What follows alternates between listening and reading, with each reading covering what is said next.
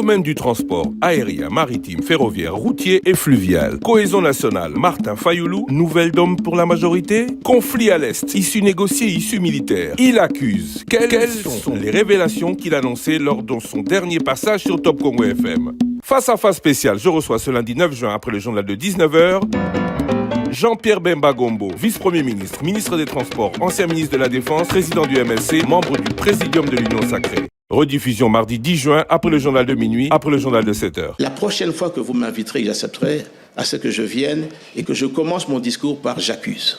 Au lieu de pouvoir nous rassembler, on verse encore des discours incendiaires à l'intérieur de ce pays. Pourquoi? Je vous dis que la prochaine fois,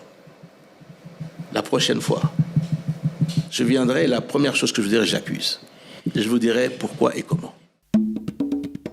Chers auditeurs, chers téléspectateurs, bonsoir. Bienvenue à cette émission face à face un peu spéciale aujourd'hui puisque nous recevons, c'est une première dans ce style d'émission, le vice-premier ministre en charge des transports, monsieur Jean-Pierre Bemba Gombo. Bonsoir. Bonsoir. Merci d'avoir accepté de répondre à nos questions. Alors, la dernière fois que nous vous recevions, c'était une édition spéciale. On avait beaucoup parlé de votre secteur. Vous aviez fait beaucoup d'annonces. Beaucoup de questions sont toujours d'actualité. Mais vous accusiez aussi, ou vous annonciez, que vous alliez, lors de notre prochaine émission, vous ne l'espériez pas parce que, comme vous le disiez à l'époque, vous espériez que les choses changeraient, mais vous aviez dit que vous allez accuser certains acteurs. Est-ce d'actualité, oui ou non? Je peux vous confirmer, effectivement, que c'est d'actualité.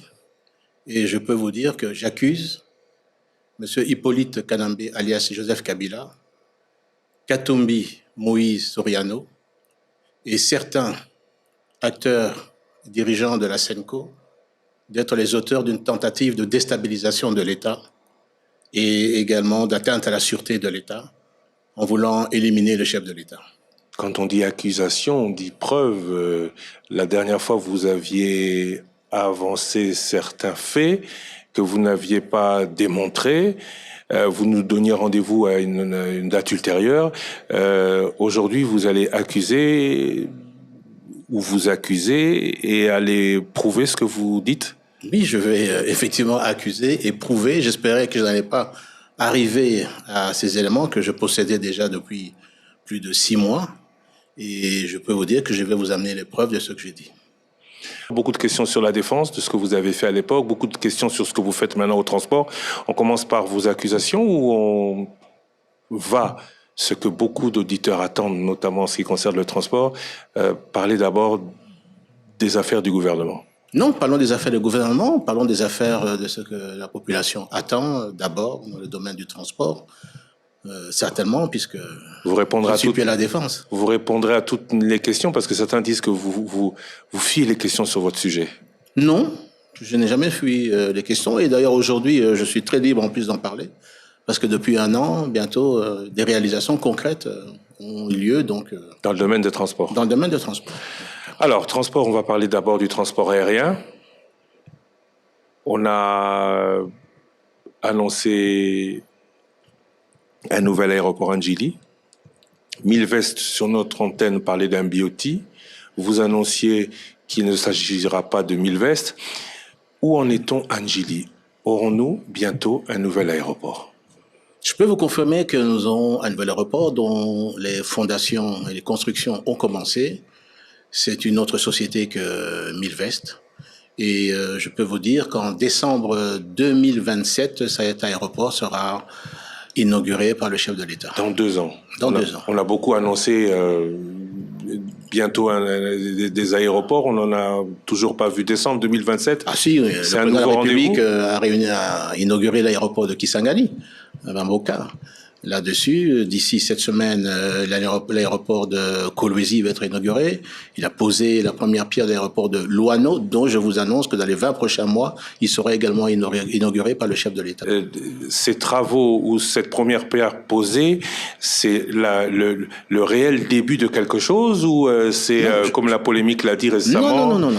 Il n'y a pas de polémique, c'est un groupe Souma, qui est un groupe qui a construit plusieurs aéroports dans le monde, plusieurs édifices dans le monde, et je peux vous dire que ce sont des personnes qui sont très sérieuses et qui vont construire cet aéroport. Là, il n'y a pas de doute là-dessus. Il n'y aura que donc Lubumbashi, Mbuji-Mayi et Kinshasa. Il y aura Kananga prochainement, Mbuji-Mayi, il y aura Bunia également, il y aura Kinshasa et il y aura la Luano.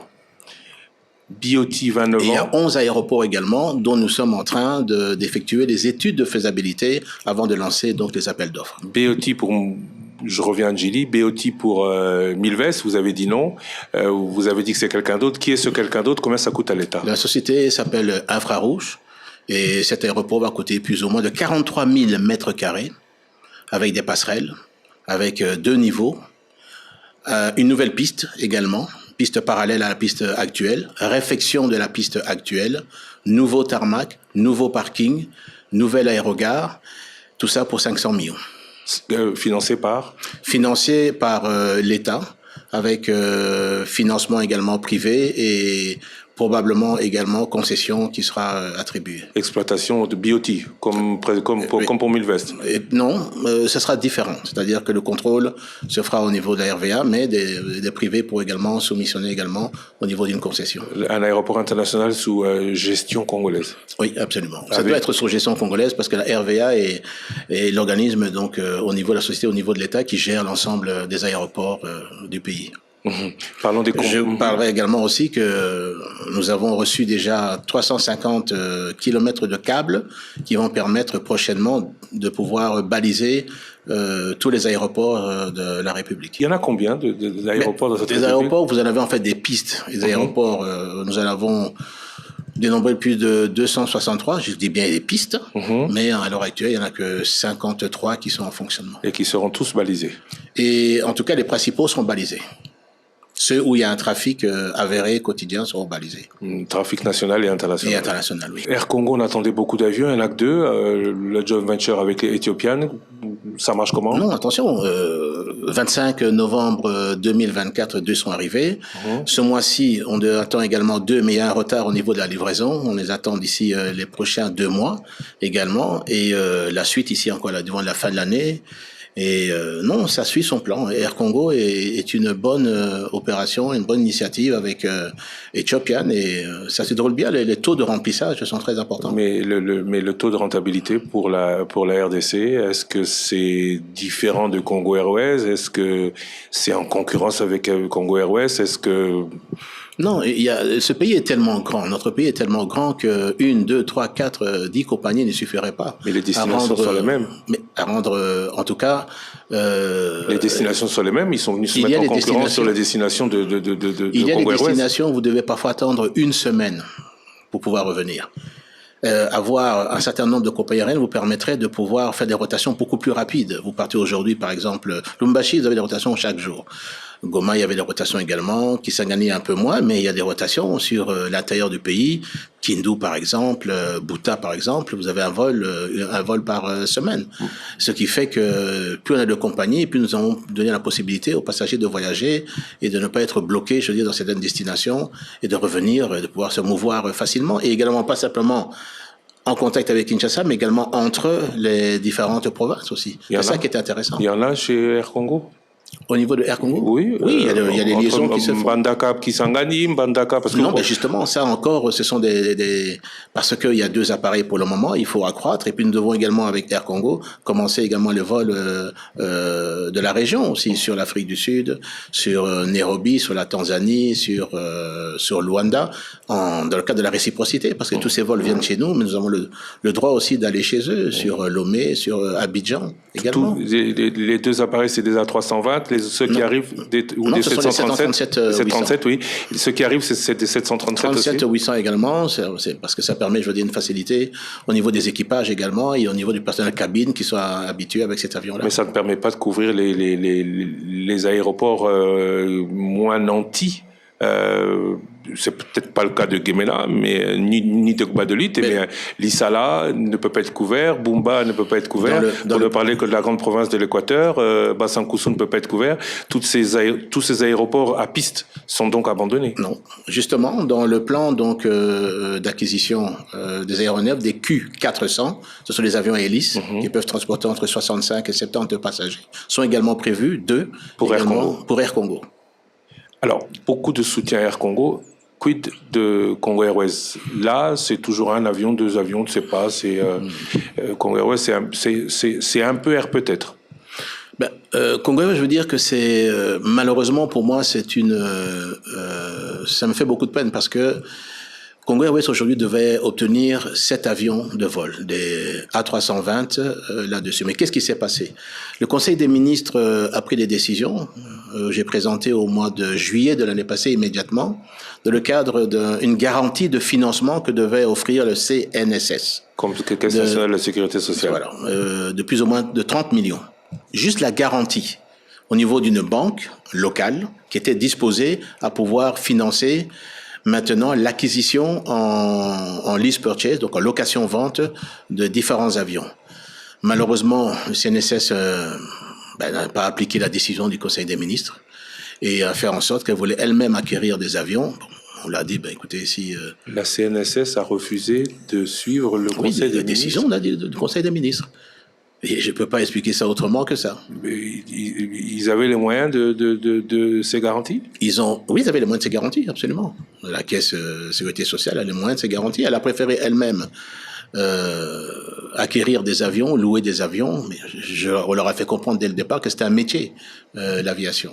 Aujourd'hui, nous sommes sans avions au niveau de Congo Airways. Et que conclusion, aujourd'hui, Congo Airways va mourir de sa belle mort. Si on applique les décisions que les membres du gouvernement prennent là-dessus, aujourd'hui, Congo Airways devait avoir plus de 7 avions. Donc aujourd'hui, Congo Airways, ou la faillite, ou la situation actuelle de Congo Airways, c'est la CNSS. Actionnaire qui a déjà, pour la petite histoire, déjà investi beaucoup d'argent dedans et qui n'a pas eu précédemment ses retours sur investissement. Oui, mais ce qui était prévu, en tout cas, comme nous le faisons aujourd'hui avec Air Congo, c'était un suivi de la gestion et également une mise en place avec la banque de la digitalisation de la vente des billets, qui était organisée par la banque prêteuse. Mais tout ça, je veux dire, n'a pas pu être réalisé. Avant de parler de l'international, vous avez annoncé Air Congo à l'international. Parlons un peu de cette régulation du transport aérien en République démocratique du Congo. On parle du GOPAS, les constructions, récemment petit scandale. Savez-vous nous dire exactement à quoi a servi cet argent? Et puisqu'il n'y a pas eu prise en main par la RVA de cette piste qui devait, ou pour laquelle 600 millions ou 60 millions, on ne sait plus trop combien, a été mobilisé, où est parti cet argent? Eh bien, avant que j'arrive, il y a eu un prêt important, plus de 50 millions de dollars, soi-disant pour réfectionner cette piste. Avant que j'arrive, je vous dis bien.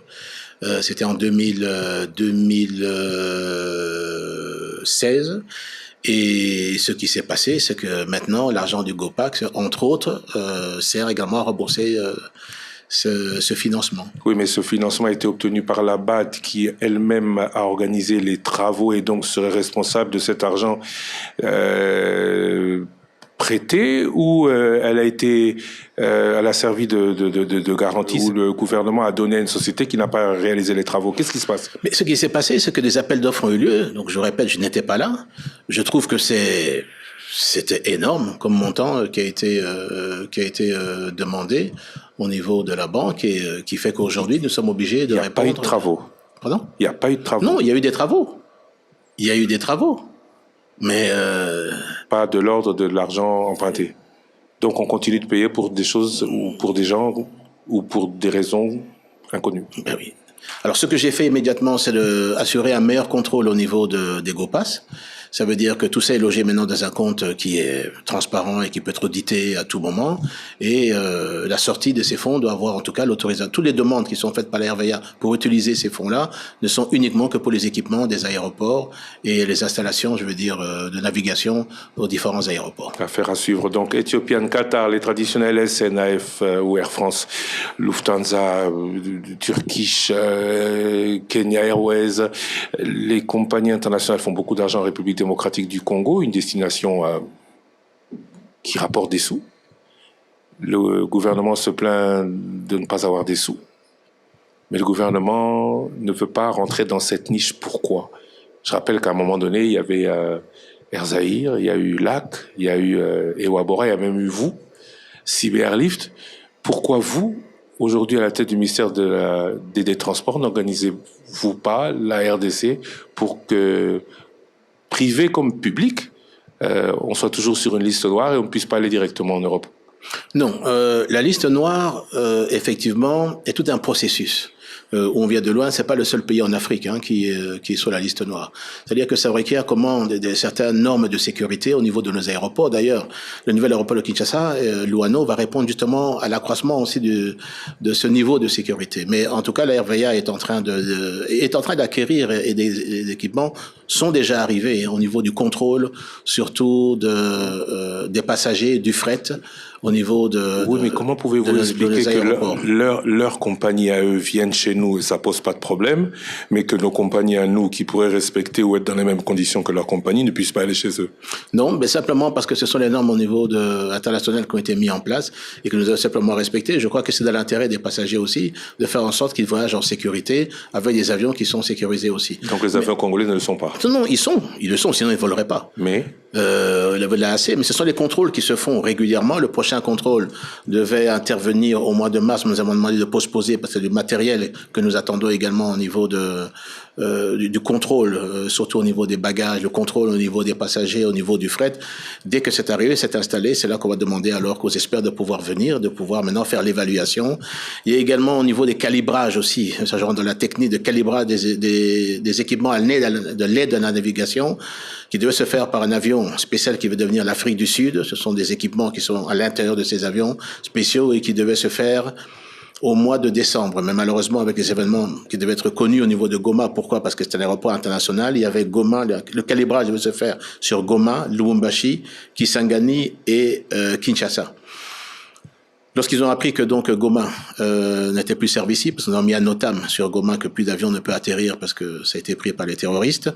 À ce moment-là, elle a préféré alors attendre là-dessus pour ne pas faire deux vols, simplement par Lubumbashi, Kisangani et Kinshasa, et puis ensuite, le jour que nous allons récupérer, je veux dire Goma, puisse faire Goma ensuite. C'est ça qui a retardé le processus donc de calibrage et de certification de la sécurité au niveau de nos aéroports. Et une fois que tout ce calibrage, ces certifications ont lieu, pouvez-vous nous dire à quel délai on pourra se dire on ne sera plus sur la liste noire? C'est possible cette année encore? Oui, c'est possible cette année? Cette année-ci, si c'est possible, nous faisons tout pour ça. Il nous reste encore 6 mois et nous inviterons, je veux dire, ces experts pour pouvoir faire la certification là-dessus. Mais nous allons de toute manière voler parce que au niveau de l'aviation, c'est une question d'indicatif de vol que vous devez utiliser là-dessus, mais au niveau de l'indicatif, je veux dire, de la RDC, on fait tout pour ça, en tout cas. Question de curiosité, pourquoi Goma n'est pas utilisable? Il est détruit? Qu'est-ce qui se passe? Non, mais la RVA est l'entreprise de l'État qui contrôle les aéroports et qui gère les aéroports. À partir du moment où nous n'avons pas le contrôle et de Goma et de Bukavu, nous avons mis un NOTAM, c'est-à-dire une notification internationale pour dire que cet aéroport n'est plus servicible et ne plus utilisable. Et à partir de ce moment-là, aucun avion ne peut atterrir dans ces aéroports. Donc c'est une décision congolaise qui fait qu'on ne puisse pas les utiliser? Oui, c'est une décision du gouvernement congolais, effectivement. Ce n'était pas le brouillage des ondes par le Rwanda? Mais le Rwanda, bien sûr, c'était exposé et brillé par le sabotage de nos aéroports avec des équipements de brouillage au niveau des équipements de navigation. Et effectivement, non, c'est simplement une décision de dire que puisque on a le groupe des terroristes qui sont maintenant là-bas dans ces deux villes, ces aéroports ne sont plus sous contrôle et on ne verra pas comment est-ce qu'ils peuvent atterrir là-bas à partir du moment où la RVA n'a pas le contrôle sur ces aéroports. On parle du Rwanda, parlant de Rwandair, interdit de survol en RDC. Quel résultat?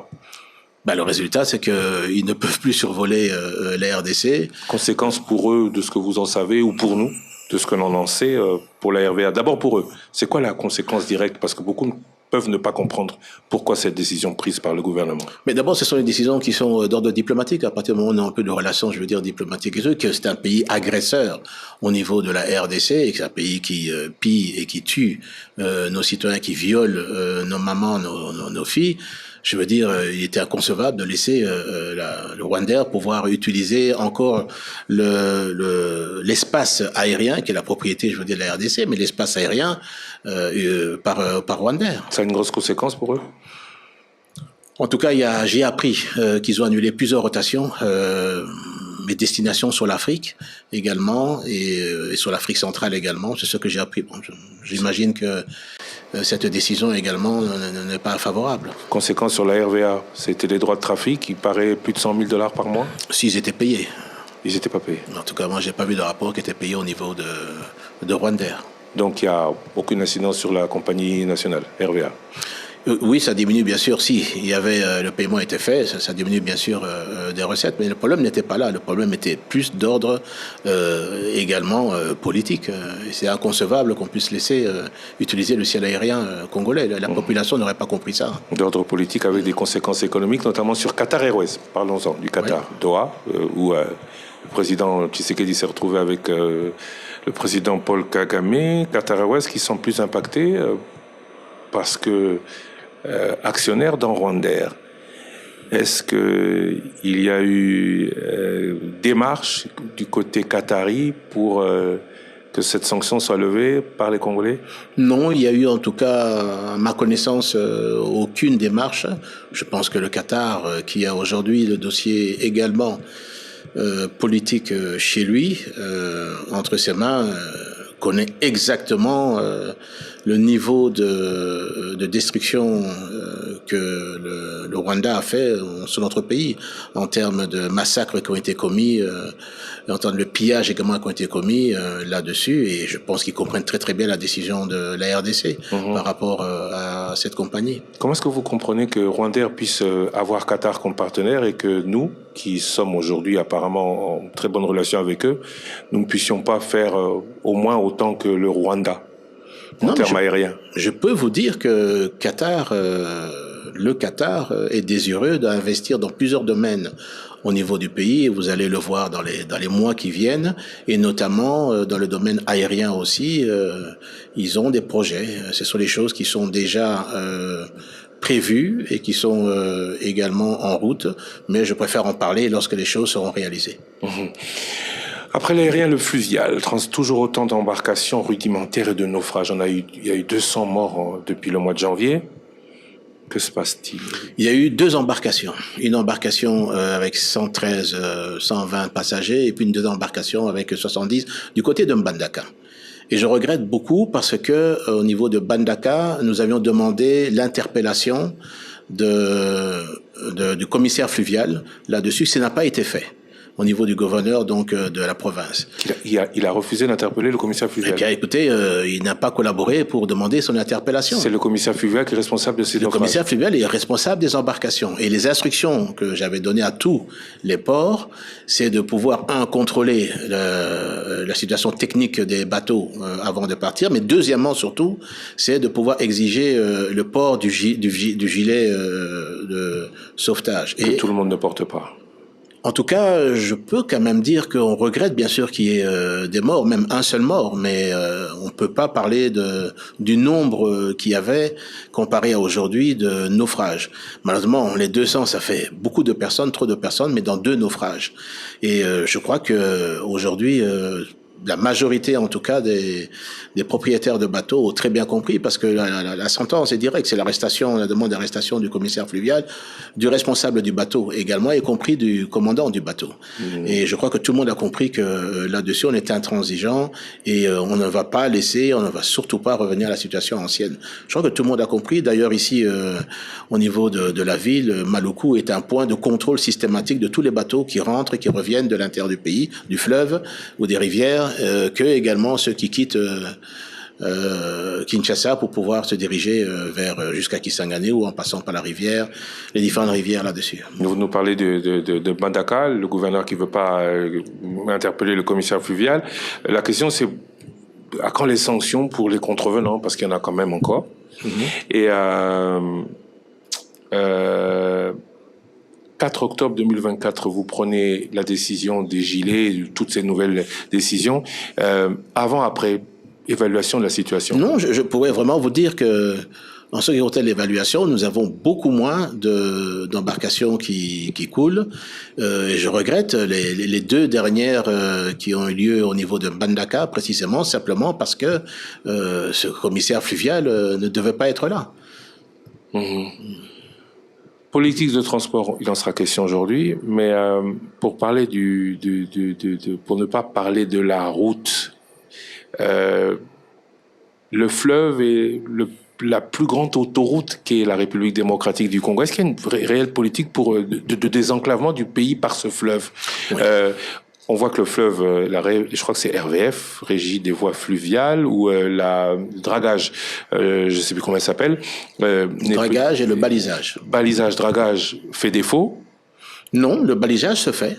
Et le dragage? Et le dragage, nous attendons des nouvelles dragues qui ont été commandées, payées par le ministère des Finances, et nous attendons maintenant qu'elles puissent être livrées pour pouvoir faire le travail maintenant de dragage, parce que ça, c'est très important pour la navigation, même surtout de jour comme de nuit, à partir du moment où le fleuve, les rivières sont draguées. C'est le même problème que nous avons au niveau de Kalemi aussi. C'est la question de dragage aussi qui doit se faire afin de permettre aussi que les bateaux puissent circuler. Mais au niveau de cette politique, nous sommes en train de construire 4 bateaux, et ça, ils sont visibles au niveau des chantiers navals, tant de la RVF que de l'ONATRA, pour pouvoir aussi permettre maintenant aux personnes désireuses de voyager sur le fleuve, de voyager dans des bonnes conditions avec des bateaux qui sont construits avec des tôles métalliques et non plus avec du bois là-dessus, telles que les balinières, et qui sont celles qui coulent régulièrement. L'idée, c'est que si on nous donne le budget par la suite, ces 2 chantiers navals vont permettre d'augmenter jusqu'à 50, 100 bateaux et interdire à un moment donné tout ce qui est baleinière en bois sur le fleuve qui constitue le danger. Donc, c'est en cours.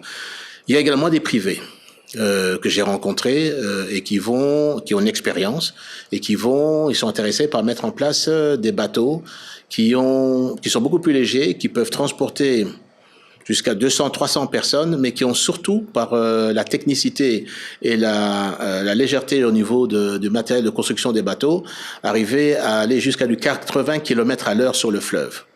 Là-dessus. C'est quelque chose qui est en cours au niveau de l'ONATRA, que nous sommes en train donc d'étudier, un partenariat entre public privé avec ces constructeurs et mettre en place des bateaux. Ça veut dire que vous pouvez quitter, par exemple, ici Kinshasa à 8 heures du matin et arriver à 16 heures à Mbandaka, du 80 km à l'heure. Donc tout ça, ce sont les choses que nous sommes en train de mettre en place. Donc des nouveaux bateaux qui sont, eux, en construction, des bateaux que les privés, avec l'ONATRA, vont construire avec une plus grande rapidité. Et surtout le dragage, après le balisage qui est en train de se faire du fleuve. Là, vous ne parlez que du matériel flottant. Oui. Vous avez parlé de reconstruction de Njili, on a parlé de la Loano, on a parlé de Mbujima, on a parlé de Kananga. Et les ports, on parle du port d'Ilebo, de Lusambo, de Kalemi. Enfin, Kalemi, c'est pas vraiment le fleuve, tout ça, mais tous ces ports, vous aviez, dans le programme du gouvernement, annoncé ériger au moins 400 ports modulaires pour desservir notamment les zones agricoles. Où en est-on? Oui, où en est-on, c'est que c'est un problème de budget. Nous sommes en ce moment dans un budget dont vous savez que une grande partie va pour l'effort de guerre. Donc le budget qui était prévu au niveau du ministère des Transports fait en sorte qu'on ne pourra pas l'utiliser. Mais Kalemi, vous avez cité, nous avons un partenariat public-privé avec une société chinoise qui va construire un nouveau port à Kalemi. Ça, c'est signé également là-dessus. Nous avons alors le port de Matadi avec deux nouveaux opérateurs. En plus, celui de Lonatra qui est en train de réfectionner l'ensemble de ses quais, 3 quais, et avec un 4e quai. Nous avons DP World, nous avons MSC, qui ont commencé d'ailleurs à opérer et à exploiter et à construire également les nouveaux quais.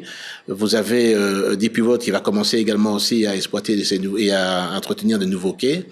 Et je vous dis, Lonatra a 3 quais qui sont en train de terminer et qui ont commencé l'exploitation en commandant du matériel. Alors nous avons Banana, le port de Banana, dont également le dragage est en train de se faire. Ils sont arrivés jusqu'à 12 mètres de dragage.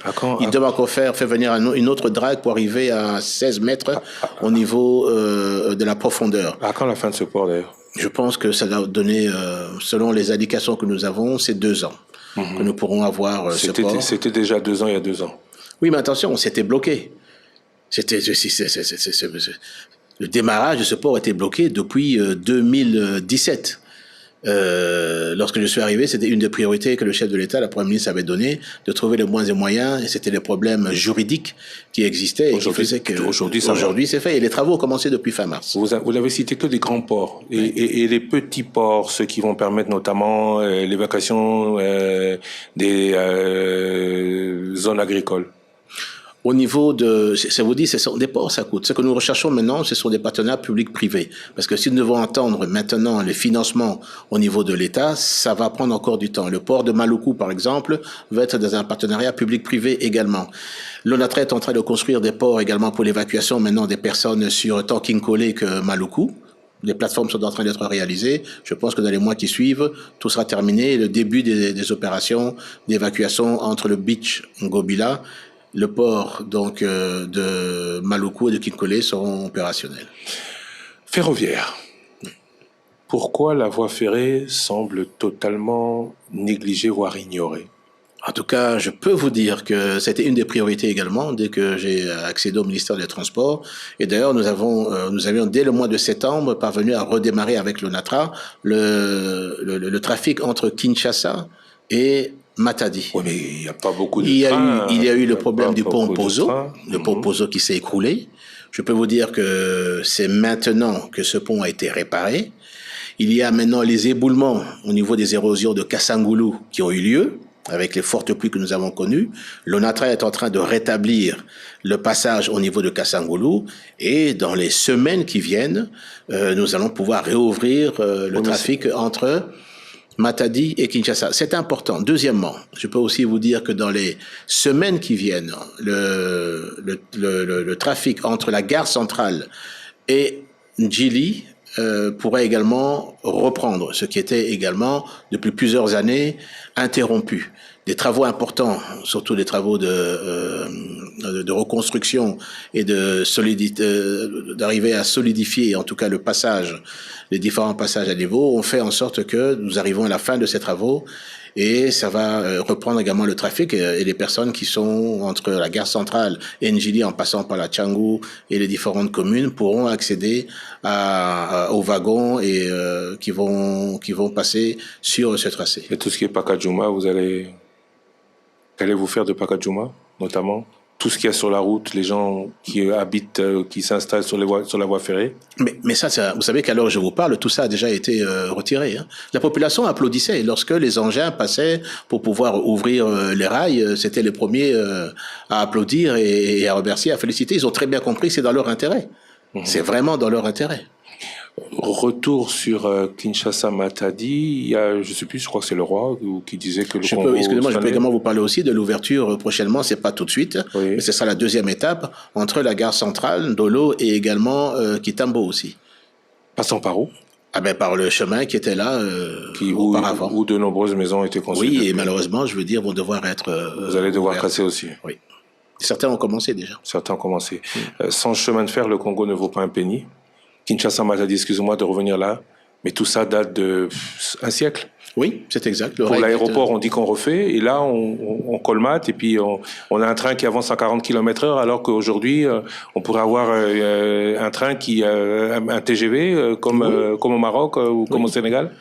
L'investissement pour effectuer, d'abord, il faudrait faire un nouveau tracé, parce que le tracé est très sinueux, et donc vous ne pouvez pas accélérer. Il faudrait faire un nouveau tracé. Aujourd'hui, on jette des ponts et on crée de tunnels.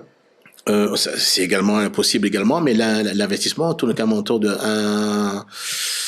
presque 700 millions de dollars. Mais si nous devons pouvoir faire ça. Donc, ce que nous recherchons, nous, et nous lançons des appels à tout investisseur dans le cadre d'une concession, d'un partenariat public-privé, ceux qui voudraient relancer le rail. La même chose entre Matadi et Banana aussi. Il y a des études de faisabilité sont là.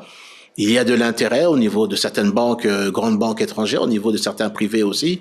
Et ça aussi, à partir du moment où le port de Banana va être créé, il est important qu'on puisse rapidement avoir les moyens par train aussi d'évacuer tous les conteneurs qui vont arriver tant sur Matadi que sur Kinshasa. J'ai envie de dire que sur 2 ans, les travaux devraient déjà être très avancés. Le port de Banana risque d'être ouvert sans pouvoir évacuer la marchandise sur Kinshasa. C'est pour ça que nous sommes en train de chercher le premier, en tout cas, qui va conclure avec nous, avec le gouvernement, permettra, je veux dire, d'avoir une concession là-dessus.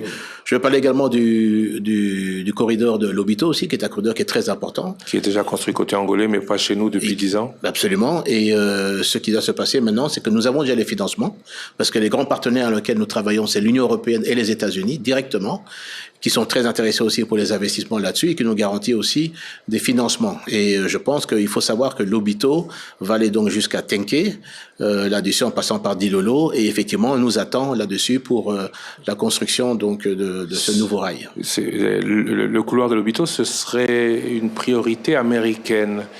D'abord congolaise, hein. Oui, mais bon. Mais d'abord congolaise. On pourrait tout faire transiter directement en restant au Congo, directement. Oui, ça sont aussi des possibilités. De Tenke Funguru, mais à Mwanda, sans quitter le Congo. Mais si c'est passé par l'Angola, c'est parce que les Américains l'ont voulu. Est-ce que ceux qui ont voulu que ça passe par l'Angola peuvent aussi investir sur le Kinshasa-Mwanda? Ce n'est pas impossible, puisque tout ça est faisable. La seule chose, c'est que la priorité aujourd'hui, puisque une partie quand même de ce tronçon est connue, est déjà tracée, il faut maintenant adapter les rails à ce niveau-là, c'est entre Tenke, Kolwezi, Dilolo, jusqu'à Lobito. Et ça, c'est des millions. Et ce sont des milliards. Des milliards. Oui, on arrive à 1 milliard d'investissement. Pour tout ça. Pour tout ça, au niveau de la RDC. Et pour Kinshasa-Mwanda, on sera à combien? On arrive à 1,3 milliard. Pour Kinshasa-Mwanda. Oui. Kinshasa et Kisangani-Ubundu? Alors, une société sud-coréenne, on a signé un MOU avec elle, un accord. Ils sont en train de faire l'étude de faisabilité. Je crois qu'alors je vous parle, elle est quasiment terminée. Et ils sont disposés à réhabiliter donc Kisangani-Ubundu. Combien?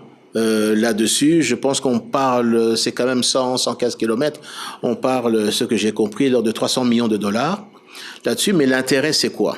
C'est que on atteint Ubundu, on traverse, on arrive à Kindu, et nous avons le corridor central, qui partira de Kindu, Uvira, Bujumbura, Dar es Salaam. Donc en une journée, vous quitterez Kindu, vous pourriez arriver à Dar es Salaam. Lubumbashi, il est beau? Lubumbashi, il est beau. Une fois par semaine, mais le problème, la SNCC... Toujours vétuste. Oui, mais le problème qui se pose, ce sont les érosions là-bas. Il n'y a pas une semaine où vous n'entendez pas qu'il y a une érosion qui s'est créée sur la voie et qu'il faut maintenant stopper le trafic et réparer d'abord la voie et ensuite relancer le trafic. Le transport ferroviaire, c'est aussi Metrokin? Metrokin, au niveau de Kinshasa, c'est un dossier que j'ai hérité lorsque je suis arrivé là-bas. Un bon dossier? C'est un bon dossier parce que bon, sur le papier, ça permet une plus grande mobilité au niveau de Kinshasa. Le seul problème, c'est la mise en œuvre de tout ça. Des moyens ont été déployés au niveau de la structure qui devait lancer ça, mais ils n'ont pas obtenu les objectifs qu'il fallait. Là, j'ai appris qu'ils avaient une volonté de vouloir relancer ce projet, qui est un bon projet. J'espère que cette fois-ci, les choses vont se faire de Ça bloque à quel niveau? Ça bloque au niveau principalement du financement. Combien? On parle quand même là-dessus, ce qu'ils ont annoncé, c'est un investissement qui parlait de 1,5 milliard de dollars, parce que ça se fait en 3 phases en fait. La première phase, je pense qu'on a... C'est très cher, ça me paraissait d'abord un peu très très cher. J'ai demandé à ses partenaires de pouvoir revoir la copie, parce que en regardant un peu le détail de cet investissement, même un investissement privé, mais quand même, c'est nous qui allons donner le nombre d'années, je veux dire, de concessions. Donc tout ça est en discussion en ce moment. L'ONATRA, réhabiliter les capacités de l'ONATRA pour que cette entreprise joue pleinement son rôle, avec notamment la réhabilitation du chantier naval de Ndolo et d'autres chantiers navals appartenant à l'ONATRA, c'est dans les projets du gouvernement. Ce sont des projets, mais il y a beaucoup de choses qui sont en train de se réaliser. C'est le programme du gouvernement. C'est le programme du gouvernement, le seul moyen de financement, parce qu'en fait, il faut se dire les vérités. L'ancien pouvoir ici a tué l'ONATRA en donnant la possibilité à une société privée d'investir à Matadi. Dès que cette société a investi directement en amenant du matériel neuf, elle a fait chuter le chiffre d'affaires de l'ONATRA de 4. Mais c'est parce que l'ONATRA, jusque maintenant, n'a pas les mêmes moyens, on n'avait pas les mêmes... n'était plus... enfin, je veux pas dire rentable, mais ne faisait plus bien le travail. Oui, mais parce qu'on n'a pas investi. Alors maintenant, il y a la RLT que vous entendez là-dessus. La RLT a pour objectif de pouvoir financer les équipements. Et c'est ce qui est en train de se faire. Et je vous dis que d'ici, en tout cas, une année, l'ONATRA encore va pouvoir monter en puissance et va certainement, je suis persuadé, regagner la place qu'elle avait auparavant. Parce que vous allez à Matadi, vous allez voir des quais qui sont refaits, des entrepôts qui sont refaits là-dessus. Il y a du matériel d'exploitation, de déchargement, je veux dire, les conteneurs, qui sont déjà arrivés. Donc, elle est en train de se mettre en route. Elle est en train maintenant de revivre. Le rail, Kinshasa-Matadi, également va réopérer là-dessus. Ça veut dire que tous les conteneurs pourront être transportés, arriver directement au niveau de Kinshasa, au niveau du port. Oui, mais est-ce que cette société ONATRA est encore viable telle qu'elle est, avec plus de 40%, de 50% dans ses salariés, des personnes qui ne sont pas actives, oui. Les retraités? Oui, et ça c'est le grand problème, c'est le passif. Mais justement, nous sommes en train d'entrevoir, il y a des voies pour pouvoir prendre en charge ce passif. Mais la RLT, je reviens là-dessus, réalise bien sûr des revenus mensuels et c'est ça qui permet, tant au niveau de l'ONATRA que de la SNCC, de pouvoir avoir un espoir pour l'avenir. À aucun moment vous pensez à repenser son fonctionnement, à peut-être faire ce qu'a fait Sabena en Belgique dans l'aérien, une nouvelle société en gérant le social autrement ou en le faisant gérer par autre que le matériel roulant en handicapant l'activité? Non, parce qu'une des solutions qu'on a de trouver, vous avez certainement suivi qu'à un moment donné, j'ai présenté au gouvernement la possibilité de mettre en place un fonds social au niveau de l'ONATRA. Ça qui a été fait, c'est-à-dire que dans tous les conteneurs qui arrivent et qui partent au niveau de Matadi, une quotité revient au niveau du fonds social qui est prélevé par la DGDA et qui est reversé. C'est ça qui permettra aussi, au fur et à mesure, lorsqu'on va atteindre, je veux dire, la vitesse de croisière, de pouvoir régler le problème du passif au niveau de l'ONATRA. Et aussi bien au niveau de la SNCC. Et qui rendra le coût du transport déjà très élevé, encore plus élevé. Non. Puisque le prix là, il est bloqué en ce moment. Oui, mais si vous ajoutez l'argent ajouté pour le fonds. C'est déjà en cours. Hein. C'est déjà en cours. Hein. Le décret qui a été présenté, signé, est déjà en cours. Gros volet, le routier. On va tout faire avec vous, hein. Le ministre du Transport nous a promis de tout dire. Oui, mais oui, on va y arriver. Je sais que vous voulez accuser. Non, je l'accuse pas. C'est simplement que les routes dépendent du ministre des Infrastructures. Oui, mais vous êtes ministre du Transport. Oui, on va des dire, désenclavements aussi et des voies de communication. Donc des routes. Oui, non, si vous voulez me parler de l'entretien des routes, de la construction des routes. Je parle pas de l'entretien des routes. Voilà. Déjà, pour rouler sur ces routes, il faut avoir un permis. Félicitations, nouveau permis, on n'en avait pas eu depuis longtemps, mais déjà beaucoup de fraude. Eh bien, 8 personnes aujourd'hui sont arrêtées et vont donc être déférées au niveau du parquet. J'avertis en tout cas tous ceux qui veulent faire les malins là-dessus qu'ils seront attrapés d'une manière ou d'une autre. Donc il faut laisser tomber, il fallait passer son permis. Nous arrivons à la fin du 30 juin, qui était la date limite butoir pour pouvoir obtenir le permis. J'invite vraiment tout le monde à pouvoir avoir ce permis parce que les contrôles vont commencer au niveau de la route. Alors, oui, mais on dit 10 millions d'habitants à Kinshasa, 10, 12, 15, je sais pas combien. Au moins, on va dire si c'est 10% de chauffeurs, comment est-ce qu'avec seulement 2 postes de permis, on peut donner en 6 mois les permis à tous les chauffeurs de la ville? Non, il y a 3 postes à l'heure actuelle. Un 4e poste va s'ouvrir du côté de la Tchagoun. Nous sommes en train de travailler là-dessus aussi. Lubumbashi va être ouvert je pense, c'est la semaine prochaine ou la semaine après. Tout est quasiment prêt. Matadi est ouvert aussi. Je dis simplement, c'est qu'il faut, je dis pas se ruer, mais il faut rapidement obtenir les permis. Maintenant, bon, on peut envisager certainement d'aménager les choses pour permettre, mais les contrôles vont commencer. Et vraiment, j'invite les conducteurs à passer leur permis. La ville de Kinshasa fait face à des embouteillages monstres. Vous nous aviez montré des photos la fois dernière.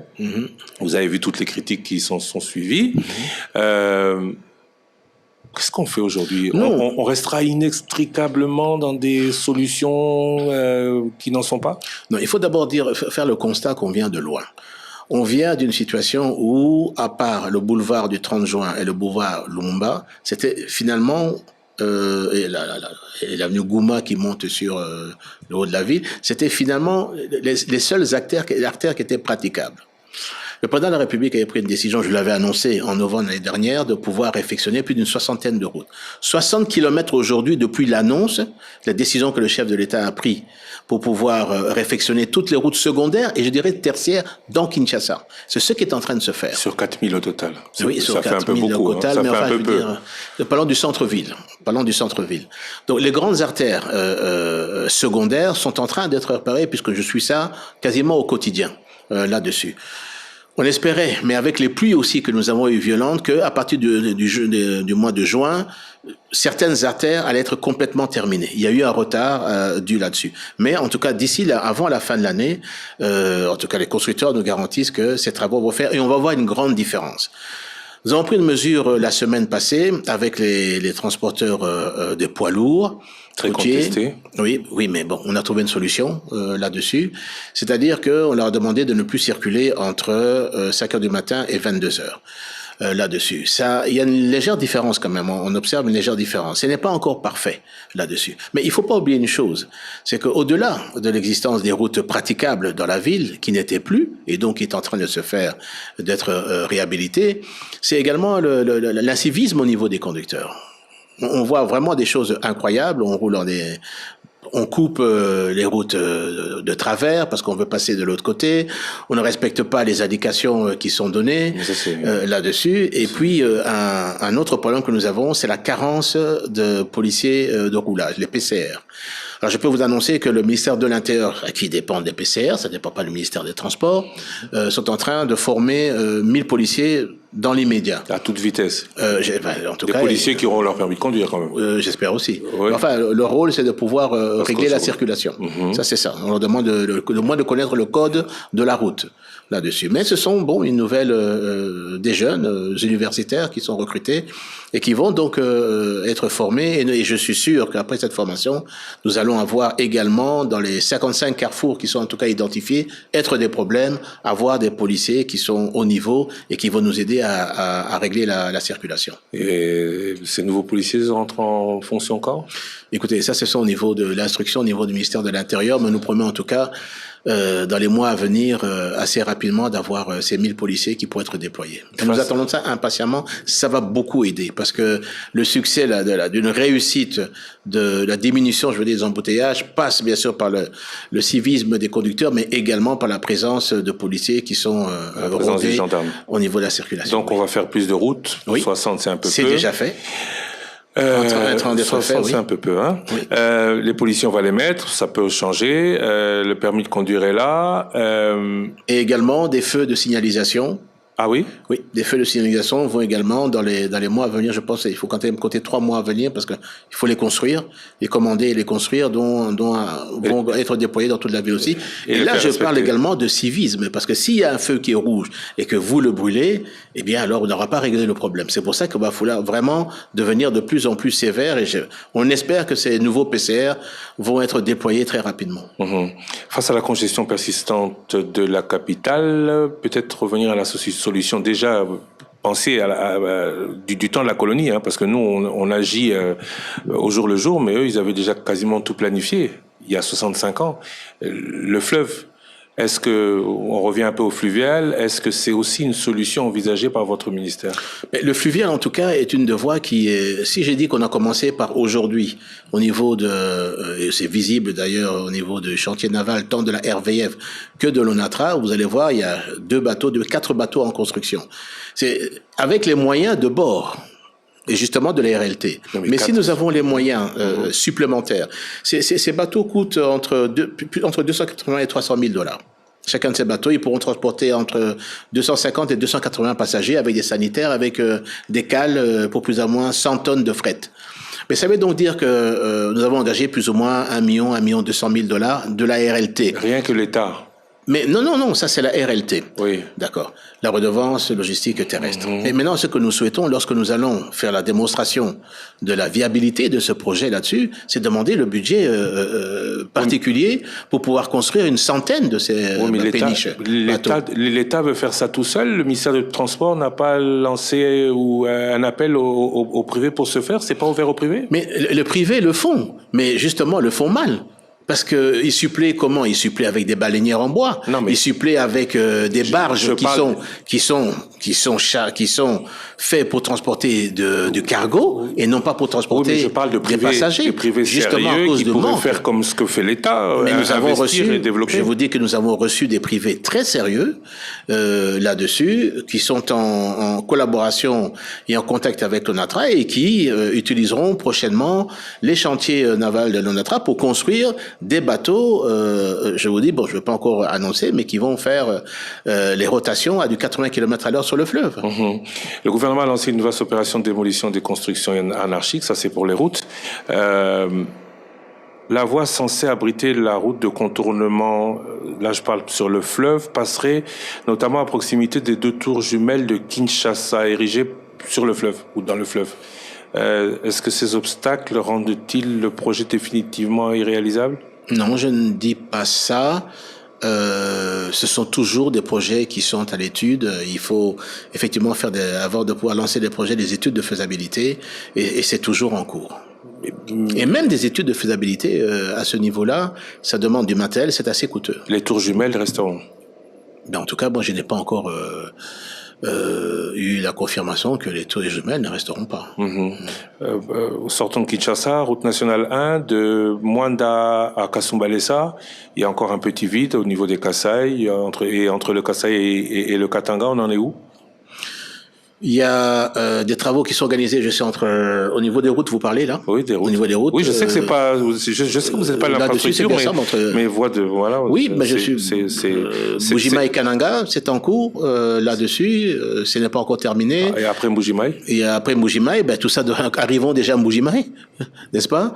Et le ministre des Infrastructures, le ministre d'État de l'Infrastructure pourra donner le plan, je veux dire, de développement qui devra continuer sur, au-delà là-dessus, oui. Et la transafricaine, puisqu'on parle transport. Mais la transafricaine... du nord au sud, le Congo, on peut partir du nord de l'Afrique au sud de l'Afrique à l'AFD va financer des études, je dis bien, de faisabilité. Agence française de développement. Voilà, qui va partir de Zongo, parce qu'elle viendra du Cameroun, Centrafrique, Zongo, Guémena, Akula, pour pouvoir traverser et pour arriver jusqu'à Lissala, Bumba, Aketi, Bouta. Et de là, vous avez la possibilité de pouvoir aller et de rejoindre Aru. Et de Bouta également sur Kisangani. Nous sommes en train, en fait, sur les infrastructures, ont déjà lancé les travaux entre Kisangani et Beni, en passant par Komanda, tout ça est en cours. Quand on dit route, ou quand on dit développement, on dit infrastructure routière. On dit transport plus fluide. Est-ce que dans votre politique comme vice-premier ministre et ministre des Transports, il y a aussi ce souci de faire en sorte que cette fluidité du transport participe au développement de la RDC? Non, mais c'est clair. Je veux dire, si on n'a pas de route, on n'a pas, que ce soit des routes asphaltées. Vous avez un plan? Mais bien sûr qu'il y a un plan. Là, je viens de lancer, par exemple, un avis de manifestation d'intérêt pour reprendre la route, le rail entre Bumba, Aketi, Bouta, jusqu'à Mumbere, là-dessus. Bon, toute société qui serait disposée à relancer, je veux dire, ce rail, nous sommes prêts à envisager, je veux dire, la mise en place d'une concession. Mais là, vous parlez de la bonne foi, de la bonne volonté, de l'arrivée d'investisseurs. On voit aujourd'hui, on arrive sur la politique, on voit que pour la sécurité, la République démocratique du Congo est prête à donner une partie de ses minerais. Est-ce que dans le même ordre, planification n'existe pas pour développer ces routes, pour développer des infrastructures qui vont permettre un développement plus intégré? Moi, je veux dire, ce pays est tellement grand. Réaliser l'ensemble des routes, des chemins de fer là-dessus, utiliser le fleuve pour le transport, tout ce plan multimodal existe. Relier l'ensemble du pays, l'ensemble des provinces, là-dessus, entre les provinces et relier, je veux dire, le nord, le sud, l'est et l'ouest, tous ces projets existent. Le problème, c'est que c'est très coûteux. Un kilomètre de rail, c'est $1 million. Un kilomètre de rail, c'est $1 million. Autant que la route. Mais autant que la route. Et parfois même plus, parce que lorsque vous passez, vous avez des rivières, des petites et des longues rivières, ce sont des longs ponts qu'il faut créer là-dessus. Et toutes ces réalisations, ce sont des gares aussi. Donc quand je vous dis, c'est vraiment le rail droit et il n'y a pas, je veux dire, de rivière qui traverse. C'est ça le prix d'un kilomètre de rail. Oui, mais donc vous êtes en train de nous dire que le Congo ne sera jamais comme la Côte d'Ivoire qui se développe, contre le Maroc, comme le projet de 10 000 km de rail, c'est 10 milliards. Moi, ce que je suis d'avis, c'est que nous devons lancer des concessions. Je ne veux pas parler à la place du ministre des Infrastructures, mais je pense également aussi au niveau des routes. Nous devons mener les études de faisabilité et lancer des appels d'offres internationales pour faire en sorte que celui qui voudrait investir dans des tronçons routiers ou au niveau des rails puisse obtenir la concession. C'est ça qui nous fera avancer le plus rapidement possible. Alors, nous avons des études qui sont prêtes, qui sont là, que nous avons déposées auprès de certaines banques internationales. Il y a des opérateurs que nous voyons régulièrement aussi et que nous espérons qu'à un moment donné, je veux dire, des opérateurs vont venir et s'intéresser à ce développement. Mais aujourd'hui, vous regardez à l'étranger, que ce soit dans certains pays européens, là-dessus, toutes les routes et les autoroutes sont entre les mains des privés. Et qui organise, je veux dire, les péages au niveau routier. Vous voyez la France, l'Espagne, l'Italie et d'autres pays. Ce sont des privés qui gèrent et qui construisent les routes et les autoroutes. Des privés qui ont beaucoup de finances, ce qui n'est pas le cas en République démocratique du Congo. Les grosses finances ici, ce sont des financements étrangers. On serait prêt à confier tout ce gros secteur à des étrangers pour avoir des infrastructures? Mais de toute façon, vous confiez au capital. Il faut des capitaux très importants. Si on veut relier aujourd'hui Kinshasa par route, je dirais, ou bien par rail à Kisangani, de Kisangani aller jusqu'à Bukavu là-dessus, c'est 2300 kilomètres, 2,5 milliards. Alors, si on peut avoir des Congolais qui peuvent se mobiliser là-dessus et obtenir des finances et lever des financements, moi, je veux dire, j'applaudis. Ils existent. Ou des entreprises, je veux dire, qui travaillent ici chez nous, j'applaudis. Mais il faut qu'on réalise d'abord les études de faisabilité et qu'on lance les appels d'offres. Parlons politique. Oui. 55 minutes d'émission déjà, attention. 55 minutes d'émission pour parler du domaine du transport. Et on va dire quoi, privilège pour Top Congo. Le ministre des Transports accepte de s'exprimer sur Top Congo, mais dit-on du côté de l'Assemblée nationale, ou se plaint-on du côté des auditeurs des plénières de l'Assemblée nationale, refusent d'aller à l'Assemblée nationale? Non, c'est pas du tout ça. Je suis régulièrement interrogé tant au niveau du Sénat qu'au niveau de l'Assemblée nationale, au niveau de la commission de transport, et j'ai fait plusieurs heures avec tant la commission du Sénat que la commission de l'Assemblée nationale, et tout ça est régulier. Donc je me déporte pour pouvoir. Vous allez répondre aux questions des députés? Non, j'ai déjà répondu. Non, parce que vous disiez sur Top Congo qu'ils m'écrivent, je vais répondre par écrit. Non, mais ça de toute manière, c'est valable pour tout le monde. La question écrite là-dessus est également orale. Et je dis que je suis dans la commission de transport, tant de Sénat que de l'Assemblée, et que j'ai passé plusieurs heures d'interrogatoire sur toutes les questions qui regardaient le transport. Le Sénat, ça a eu lieu il y a 2 semaines. L'Assemblée, il y a un mois, plus de 1 mois, que j'ai eu 1 mois et demi, que j'ai eu à répondre devant la commission de tous les députés au niveau de la commission de transport. Donc vous n'êtes pas comme ce que certains disent, le super ministre qui n'a rien à faire. Mais je vous dis que je réponds devant la commission. Et en plus, dans les commissions, vous pouvez être appelé à tout moment. À tout moment. Certains auraient peut-être voulu vous voir en plénière en direct à la télé. Mais la commission a demandé qu'on puisse avoir pas simplement une fois le ministre des Transports, mais la voir régulièrement là-dessus, et tout ça se passe au niveau... Ça ne vous gênerait pas, le direct? Non, pas du tout. Je veux dire, je n'ai rien à cacher, je crois que... Restons en politique. Rencontre inattendue, Martin Fayulu et Félix Tshisekedi. Vous l'avez appris comment? Vous avez été surpris? Par la voie de la presse. Je pense que j'avais appris qu'il avait fait la demande de pouvoir rencontrer le chef de l'État. Je crois qu'en tant que père de la nation, j'ai appris qu'ensuite le porte-parole du président de la République avait confirmé le président de la République était prêt à recevoir Monsieur Fayulu, et je pense que c'est ce qui s'est passé. Vous n'étiez au courant de rien avant, comme certains disent, que si Tina Salama, la porte-parole du président, a répondu si rapidement, c'est parce qu'il y avait peut-être accord déjà conclu? En tout cas, là, je suis pas au courant. C'est vrai, moi, j'étais pas au courant d'une volonté de pouvoir rencontrer le président de la République. Est-ce qu'on doit se dire, ou est-ce que vous vous dites, peut-être que l'écart de la majorité se redessine? En tout cas, je n'ai pas d'indication à ce sujet. Je n'ai pas cherché non plus, mais je n'ai pas d'indication à ce sujet. Vous êtes partenaire du président de la République, il vous a bien touché un mot? Non, parce que je veux dire, là-dessus, on a eu à lire ce qui a été dit dans le communiqué, et puis je n'ai pas cherché non plus l'information, en fait. Certains disent, tort ou raison, je sais pas, Martin Fayulu, peut-être que s'il rallie un camp, c'est peut-être pour être Premier ministre. Ça, il n'y a que lui, à mon avis, il n'y a que lui qui peut répondre à cette question. Il n'y a pas que lui, vous êtes MLC partenaire à l'Union Sacrée, lui, il n'a pas de troupe à l'Assemblée nationale pour être investi Premier ministre. Il faudra que des députés...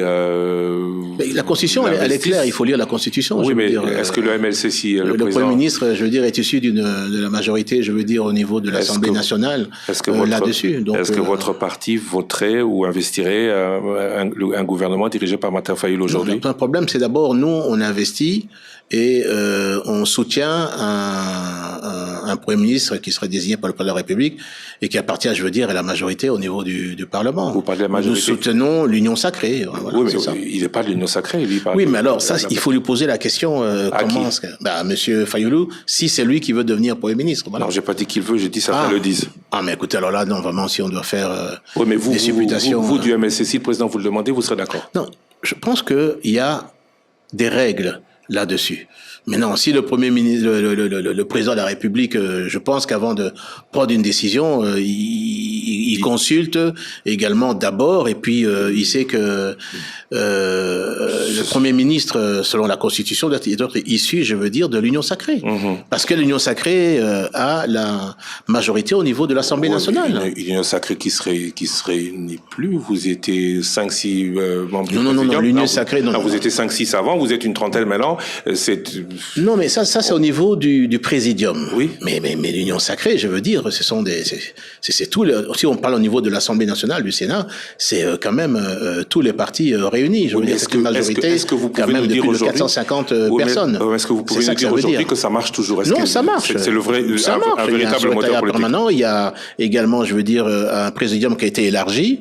Je crois que ce n'est pas plus mauvais. Le choix que le président de la République et l'autorité, je veux dire, morale de l'Union sacrée, a fait en sorte qu'il y ait une plus grande participation au niveau du présidium. Ça, c'est quelque chose, je veux dire, qui va aider certainement à consolider et à unifier l'Union sacrée. Régulièrement, le président de la République fait appel et parle avec tous les membres de l'Union sacrée là-dessus, de tous les partis, et donc l'Union sacrée est une réalité, oui. Alors, beaucoup se posent la question, le gouvernement. Au fait, oui, madame, ça se passe bien avec madame Judith Souminois? Oui, pourquoi il y a... Non, parce qu'il y en a qui disent que peut-être que la forte personnalité de Jean-Pierre Bemba ne s'accommoderait pas de... On s'entend, mais alors je vous dis très bien. Ouais. Mais elle était d'abord ministre du Plan. Oui. Et Nomineta, ministre d'État au Plan. Oui, vous étiez déjà vice-premier ministre au-dessus d'elle. Mais non, ça c'est, je veux non, dire. C'est une question, hein. mais vos questions, je veux dire, me font rire parce que quand vous parlez de au-dessus, c'est simplement un problème, je veux dire, de préséance. Mais c'est pas ça. Elle est première ministre aujourd'hui, et je veux vous dire que je vous entends très bien. Tout va bien au gouvernement. Mais bien sûr. Entre tout le monde. Je pense aussi, oui. Récemment, bon, il n'y a pas de problème avec le ministre des Finances, tout est réglé, parce que certains se plaignaient peut-être de la difficulté de pouvoir obtenir certains financements.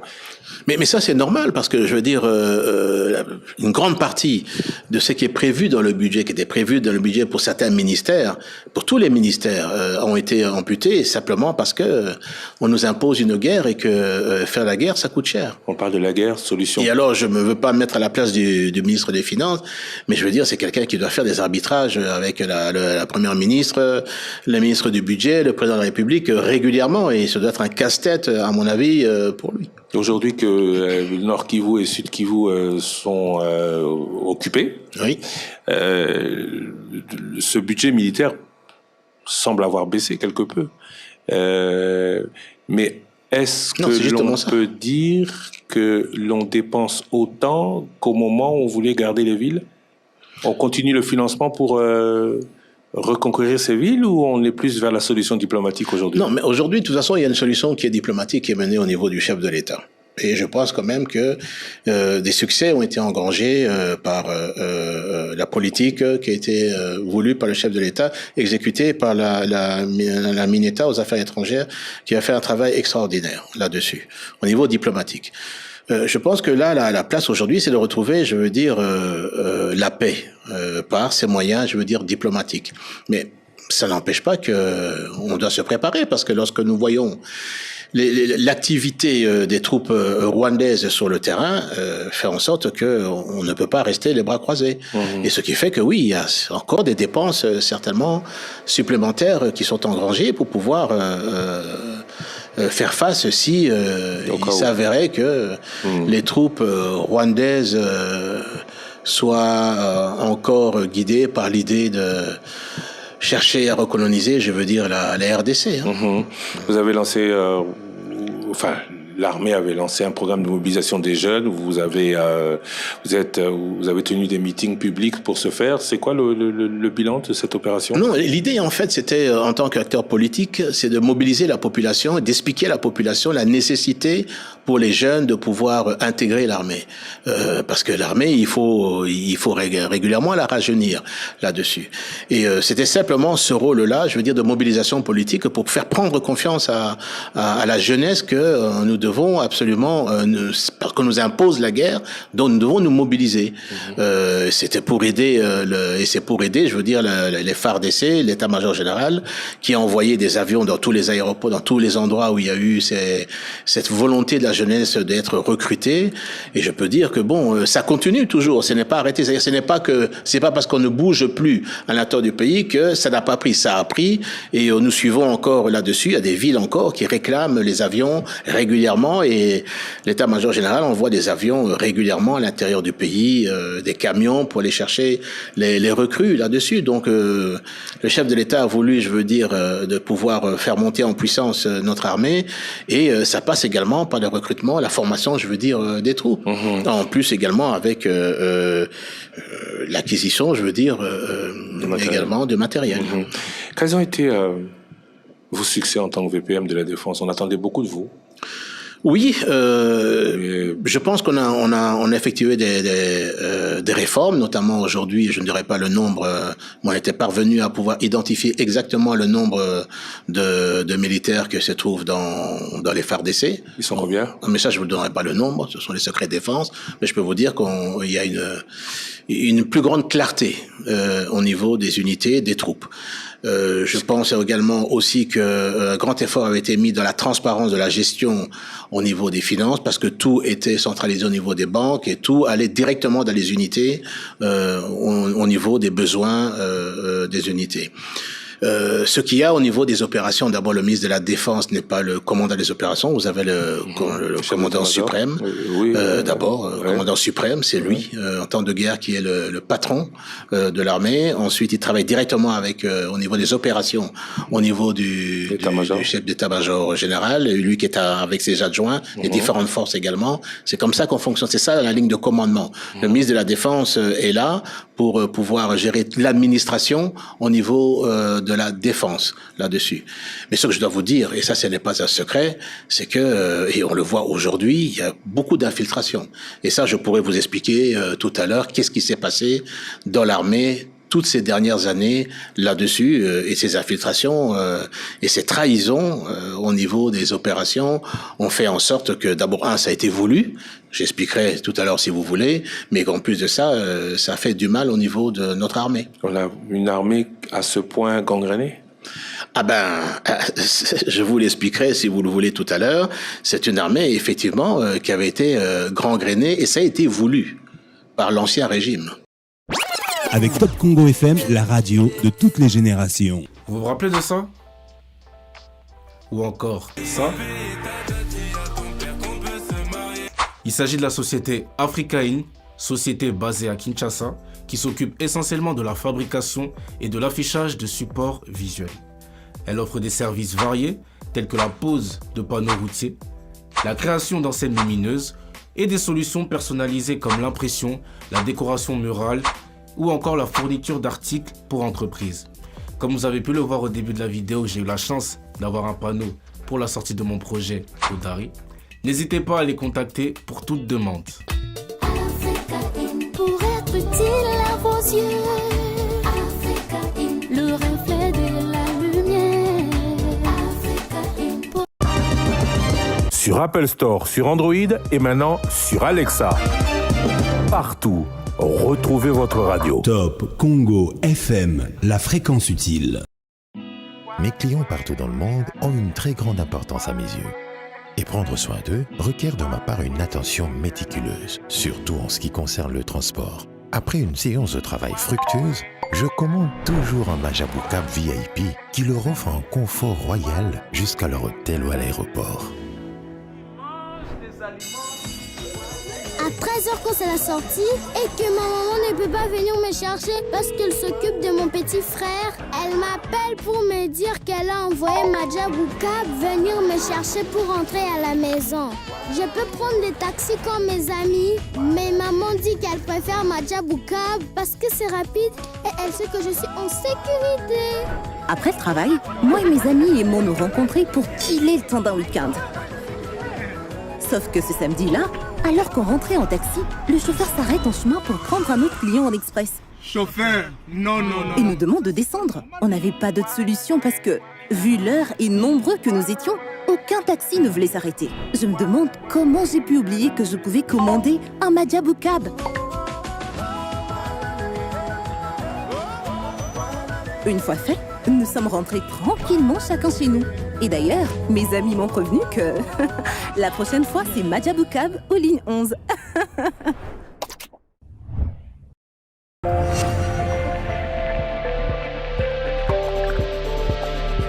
Top Congo FM, Toujours imité, jamais égalé. J'accuse. J'accuse, vous faisiez, en le disant, référence à Émile Zola. C'est en 1898, il écrivait au président de la France, à l'issue du verdict d'un procès Dreyfus, dit verdict antisémite. Aujourd'hui, vous dites que vous accusez l'ancien président de la République, l'ancien gouverneur du Katanga et certains responsables de la CENCO. Quelles sont les preuves que vous amenez sur la table? Parce que ces accusations sont graves. Et pourquoi est-ce que toutes les accusations que vous portez ou qui sont portées, le président l'a fait avant, ne sont pas suivies d'action judiciaire? D'abord, revenons sur l'accusation. Vous les accusez de quoi? J'accuse ces trois groupes de personnes de tentatives de déstabilisation de l'État. Je les accuse des tentatives de coup d'État et d'élimination du chef de l'État. Et je vais aller individu par individu. Et je vais vous le prouver et vous donner les éléments. Je vais commencer par M. Hippolyte Kanambe, Kazembe-Béré, alias Joseph Kabila. C'est important, cette incise. Parce qu'en fait, dans ce pays, il faut qu'on se dise la vérité. Nous avons eu à la tête du pays un imposteur et un usurpateur. Je pèse mes mots et je vais vous expliquer pourquoi. L'ancien président de la République est arrivé comment? Il était l'aide de camp du chef d'état-major général de l'armée rwandaise. Dans ses bagages, il y avait Hippolyte Kanambe, qu'on a fait passer pour le fils de Laurent Désiré Kabila. Or, Hippolyte Kanambe est un agent de l'armée rwandaise. Son chef est et était Paul Kagame, commandant suprême des forces rwandaises. C'est ça la vérité. Cela n'a jamais été démontré. Alors, je ne parle pas de l'appartenance à l'armée rwandaise, mais de la non-filiation de ce dernier avec Laurent Désiré Kabila. Mais il y a eu plusieurs témoignages. Il y a d'abord les vrais enfants biologiques de Laurent Désiré Kabila, qui ne reconnaissent pas Hippolyte Kanambe. Et Hippolyte Kanambe a un père et une mère.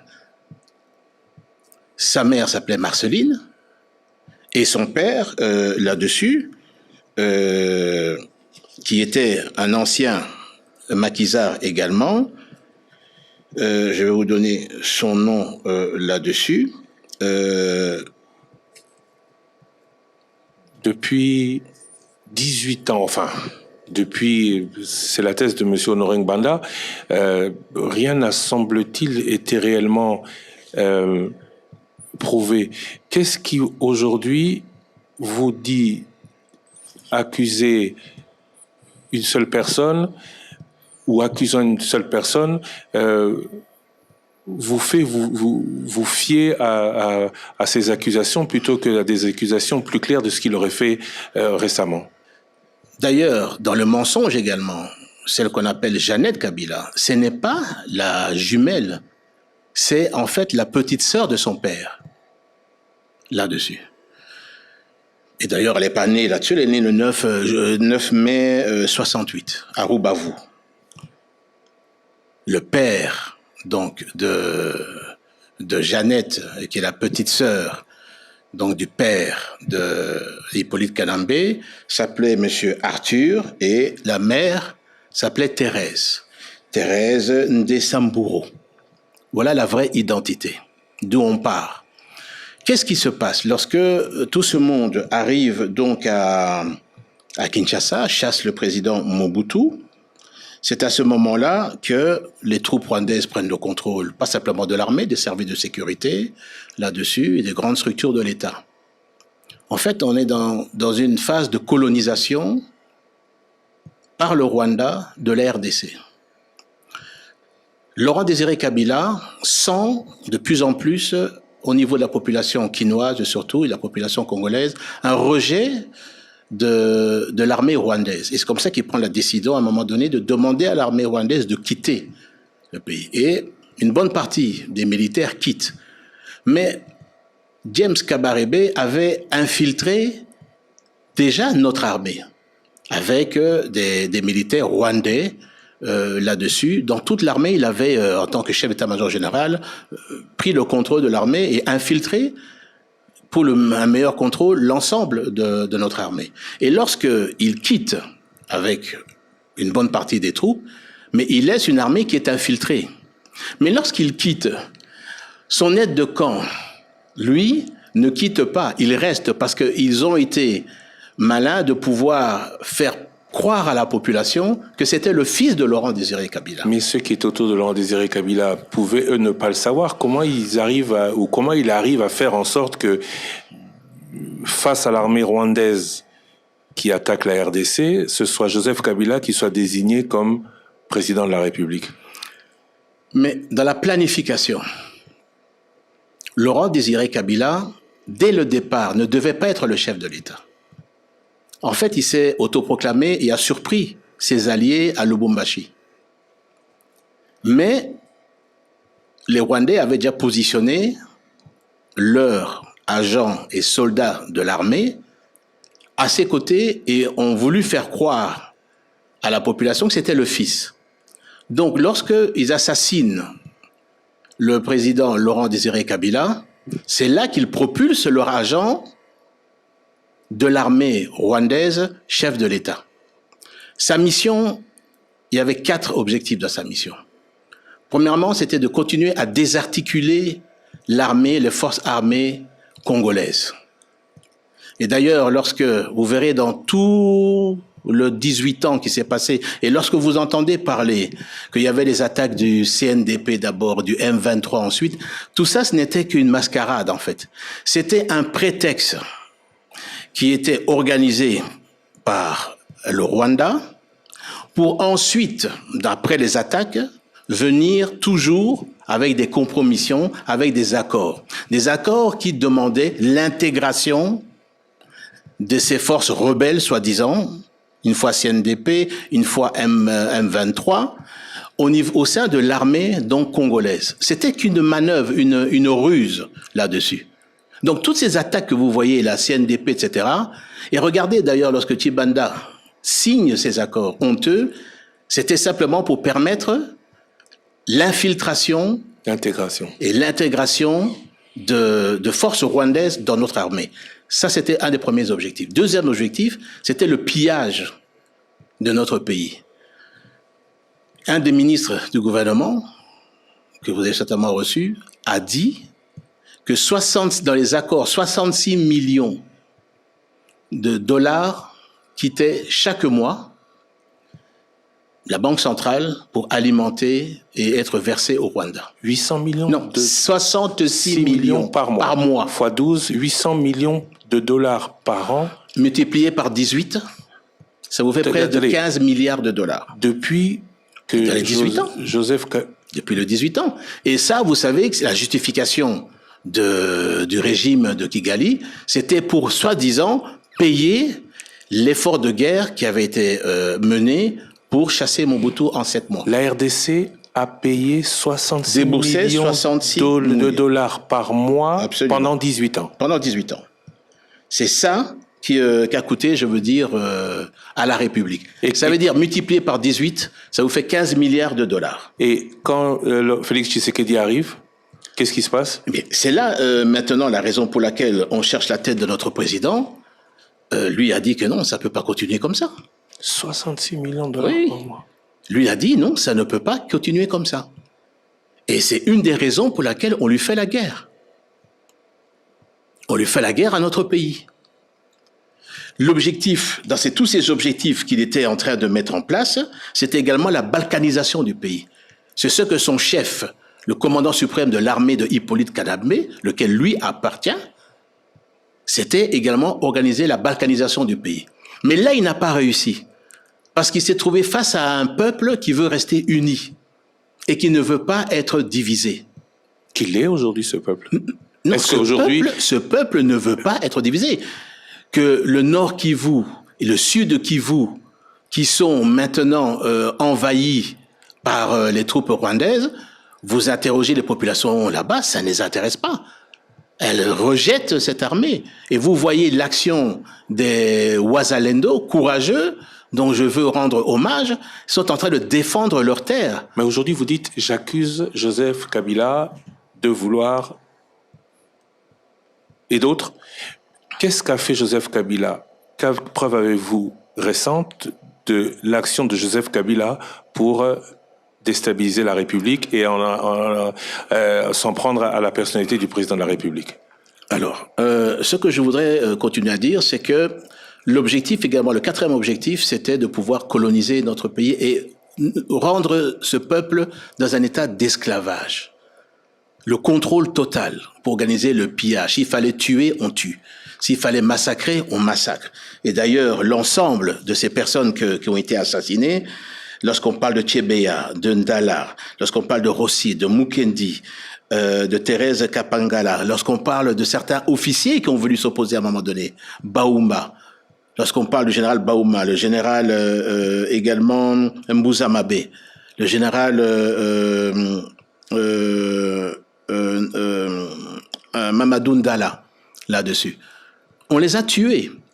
Lorsque un peuple se levait, comme le peuple du Congo, en 2007, du Congo central, c'est 800 personnes qui ont été massacrées parce qu'ils ont voulu se lever contre ce régime. Je ne vous parle pas de la marche de Tingi Tingi. Au début, on parle de 200 000 morts, Hutus, massacrés.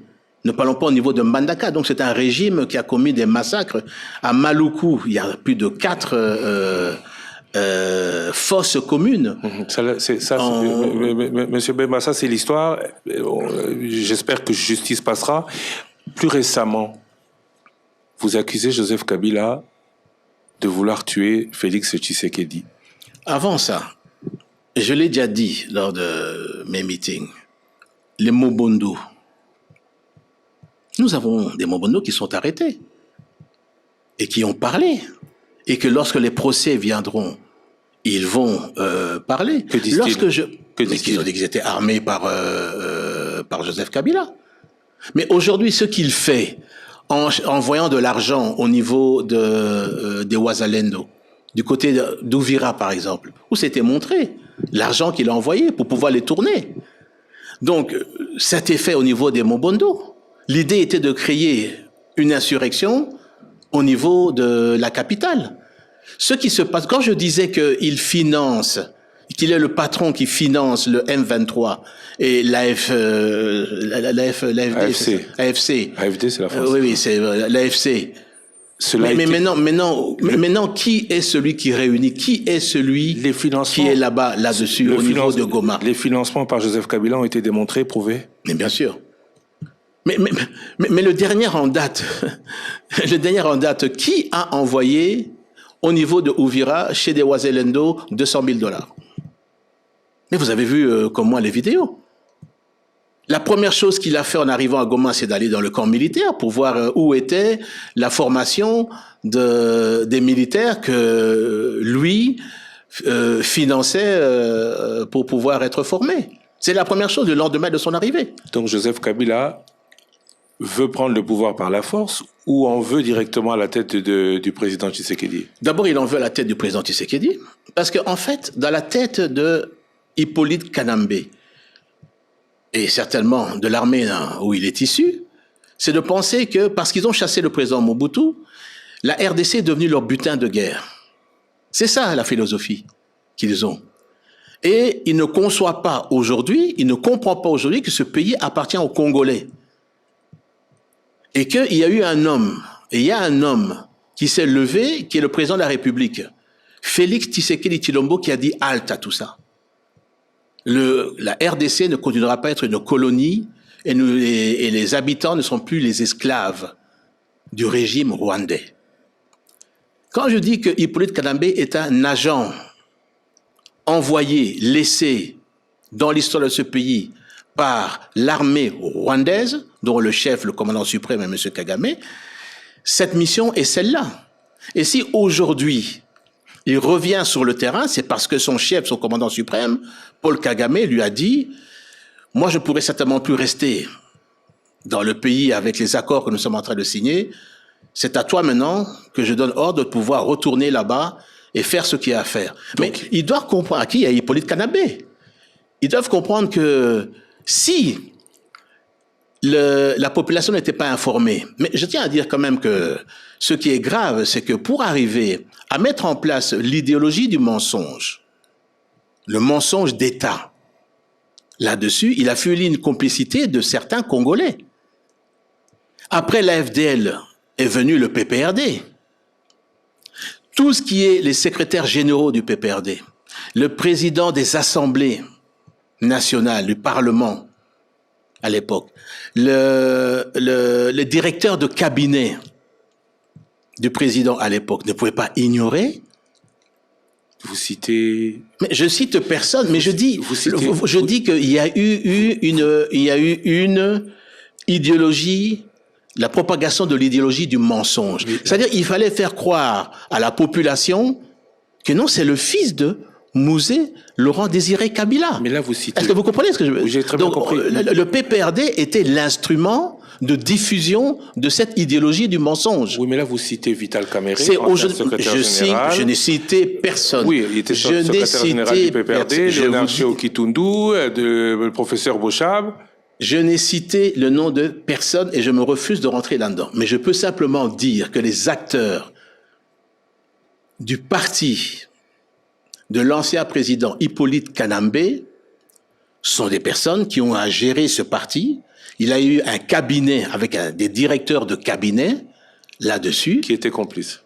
Mais qui devaient le savoir, ou alors qu'ils nous disent tous qu'ils étaient tous ignorants. Donc il faudrait poser la question aujourd'hui. Là-dessus, il faudrait poser la question aujourd'hui. Vital Kamere, Léonard Kitundu, Évariste Bochab, Aubin Minakou et autres. Il faudrait leur poser la question s'ils étaient au courant. Parce que vous savez que, je vous demande maintenant où se trouvent les amis de Laurent Désiré Kabila. C'est curieux qu'on n'en parle plus. Qu'est-ce qu'ils sont devenus? Qu'est devenue la fille de Laurent Désiré Kabila, Aimée Kabila, qui, elle, dénonçait l'imposture, l'usurpation. Elle a été assassinée. Elle habitait aux zones, elle a été assassinée. Il y a encore des enfants vivants de Laurent Désiré Kabila. Il faut leur poser la question. Qui a inventé l'identité de Hippolyte Kanambé, devenu Joseph Kabila Kanambé? N'est-ce pas le professeur Ngoï Moukena, qui a témoigné ouvertement? Alors tous ces indices et toutes ces preuves doivent éveiller aujourd'hui la population et dire une chose. Nous, au Congo, on veut la paix. Que tout ce montage qui est en train d'être fait aujourd'hui par Hippolyte Kanambé, alias Joseph Kabila, là-dessus, doivent cesser. Le Congo aux Congolais. Vous avez parlé Ça doit être très clair là-dessus. Très bien le compris. Congo aux Congolais. Vous avez parlé de Joseph Kabila, vous avez parlé de Moïse Katumbi. Que vient-il faire là-dedans? Alors, Moïse Katumbi. Et on attend les preuves, monsieur. Voilà, on y arrive. Et certainement, vous me parlez des preuves des élections. Je vous ai dit, là-dessus, que Moïse Katumbi est omnibulé, obsédé. C'est une obsession d'être président de la République. Très bien. Mais comment est-ce qu'il a voulu le faire en 2023? Je vous avais dit, lorsque j'ai fait cette interview, qu'une opération est en train d'être montée avec des Russes, parce qu'en tant que ministre de la Défense, j'avais le réseau d'information assez poussé, pour pouvoir manipuler et entrer dans le site de la CENI. Sortir des faux listings et être diffusés par une grande organisation que je n'ai pas voulu nommer, mais en fait, c'était déjà les acteurs, certains acteurs de la SENCO. Vous nous avez dit que vous alliez nous donner des preuves. Aujourd'hui, Vous les avez? La CENI, le site de la CENI. Et je vous invite ensuite à aller à la CENI et poser la question. Le jour du vote, La CENI a été attaquée, et ça, les informaticiens, ils le comprendront, ont été attaqués plus de 3400 fois. Attaqués plus de 3400 fois. Ça veut dire que vous aviez des interférences qui essayaient de rentrer dans le site de la CENI pour arriver maintenant à modifier les résultats des élections. Mais dès que nous avons eu l'information de cette tentative, bien sûr, j'ai informé le chef de l'État, et le chef de l'État a fait prendre les mesures pour protéger le site. Et c'est comme ça qu'ils n'ont pas pu pénétrer le site. J'ai bien dit 3400 fois sur la journée. Et même le lendemain, 2 jours après, les attaques continuaient. Les preuves sont là-dessus. Et je vais vous dire plus que ça, sans vous citer les noms. Les preuves que cela vient de Moïse Katumbi aussi? Mais bien sûr. Bien sûr. Parce que le renseignement, moi, quand on me le donne, on le cite, nommément. Et vous avez réussi à monter sur la base des renseignements qu'on vous donne, bien sûr, à sa personne? Bien sûr. Puisque ceux à qui il a demandé, c'est ceux qui sont venus de le dire. Et qui sont ceux-là? Ça, je ne vais pas vous donner le nom. Lui-même, il le sait. Il le sait. Mais demandez si oui ou non, le site n'a pas été attaqué plus de 3400 fois. Et peut-être encore, je suis dans les chiffres, c'était le chiffre que j'ai pu obtenir au lendemain des élections, mais certainement que ça a pu encore continuer, mais c'est de cet ordre de grandeur. L'idée était de pouvoir rentrer, changer les chiffres à l'intérieur des votes, imprimer un faux listing de résultats et le donner à des acteurs, à certains acteurs de la SENCO, pour diffuser et dire voilà les vrais résultats, immédiatement après le vote.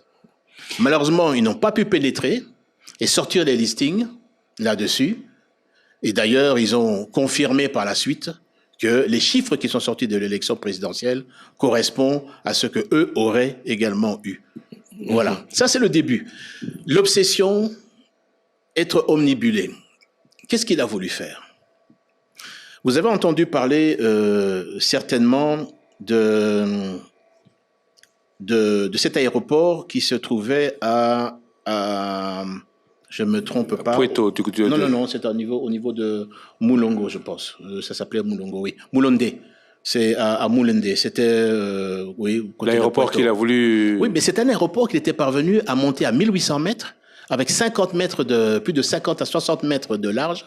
Je peux vous dire qu'un aéroport comme ça peut accueillir jusqu'à un C-130, qui peut transporter entre 150 et 180 personnes, ou un Antonov 12, qui peut transporter plus ou moins 150 personnes.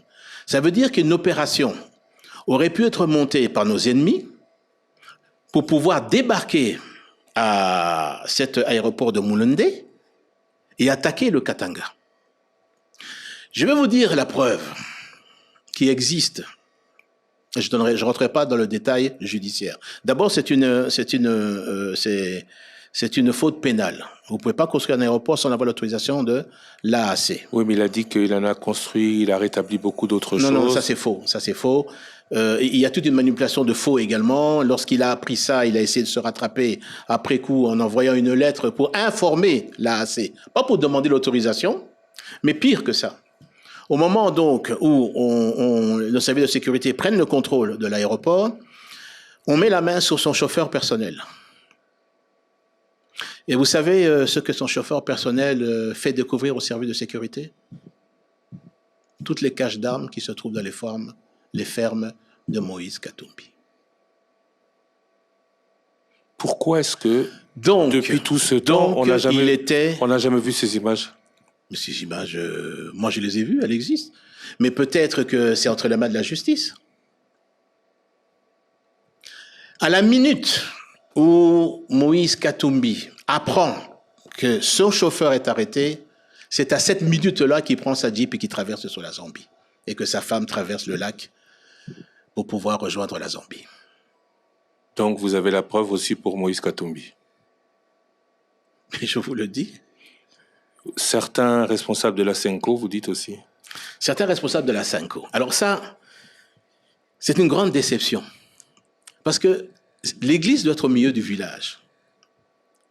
Mais ce que certains acteurs, je n'ai pas dit tous les acteurs, certains acteurs, Que vous ne pouvez pas citer. Je vais citer certaines preuves. OK. Sont en train de mener, c'est d'abord, ça a commencé par des discours de haine et d'incitation. Si vous regardez certaines, vous écoutez certaines homélies, des incitations au soulèvement. Je l'ai même dénoncé lorsque je suis venu la dernière fois chez vous. Ça a été fait à dessein.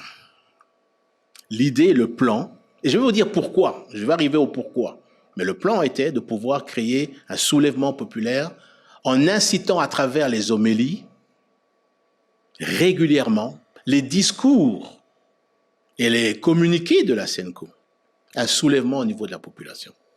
C'était ça l'objectif. Pourquoi la SENCO Je vais y arriver. cela? Pourquoi je vais y arriver? Je vous parle du cheminement. Ils ne sont pas arrivés. Ils ne sont pas arrivés là-dessus. Et ils ont essayé ensuite, avec Moïse Katumbi, au niveau des élections de 2023. Ça n'a pas marché. La guerre est en train d'arriver là-dessus. Ils espéraient certainement que la guerre allait vite se passer pour se débarrasser du président de la République. Ça n'arrive pas. Avant que j'arrive maintenant à leur plan actuel. L'idée, en fait, de leur dialogue pour la paix, c'est en fait une nouvelle ruse qui veut mettre le président de la République dans ce dialogue pour immédiatement, à travers ce dialogue, préparer la sortie du président. Tout ça, ils vont dire, c'est pas vrai, je raconte des histoires, mais c'est ça le plan. Et je vais vous dire pourquoi ils en veulent au président de la République. En 2019, déjà je veux citer les chiffres, l'ensemble des écoles catholiques, 19 217, 2019. Je cite la date, je vais vous dire pourquoi elle est importante. Le nombre de classes en RDC, il y avait 191 923 classes dans ces écoles conventionnées catholiques. Le nombre d'élèves en 2017 était de 6 20 138 élèves dans les écoles conventionnées catholiques. Le Minerval qui était payé variait entre 150 et 400 dollars. 400 dollars Kinshasa, 150 dans les coins les plus reculés. Même si je prends une moyenne de 300 dollars par année, que vous multipliez par 6 millions, j'arrondis à 6 millions d'élèves, fois 300 dollars, ça vous fait 1 milliard 800 000 dollars de revenus. Et aujourd'hui, avec la gratuité de l'enseignement... Attendez, je vais y arriver. Donc ça, c'est pour uniquement l'école primaire, attention. Ça fait oui, pour l'école primaire et secondaire. Parce que la gratuité n'est pas pour l'école secondaire. Oui, primaire et secondaire. Je divise même par 2. 1 milliard 800 000, je divise même par 2. On arrive à près de 900 à 1 milliard de dollars. À partir du moment, et suivez-moi bien, à partir du moment où le chef de l'État a décidé, parce qu'il veut donner à l'ensemble des enfants la chance d'étudier. Et je pense qu'en tant que père de cette nation, tout le monde applaudit cette politique, cette décision. C'est à partir de ce moment-là qu'ils ont cherché la tête du président. Donc les catholiques seraient contre le président parce qu'il leur ferait perdre de l'argent au bénéfice des populations. Je suis persuadé de ça. Monsieur Loussa-Koné, la dernière fois que vous m'avez interviewé, je vous ai dit que le président de la République avait remis à chaque évêché 1 million de dollars pour pouvoir aider dans leur évêché à mener des actions sociales en faveur de la population. J'avais même rajouté, il serait intéressant qu'on sache aujourd'hui qu'est-ce qu'ils ont fait avec cet argent. Eh bien, je peux vous annoncer qu'une audit a été réalisée par l'Inspection générale des finances.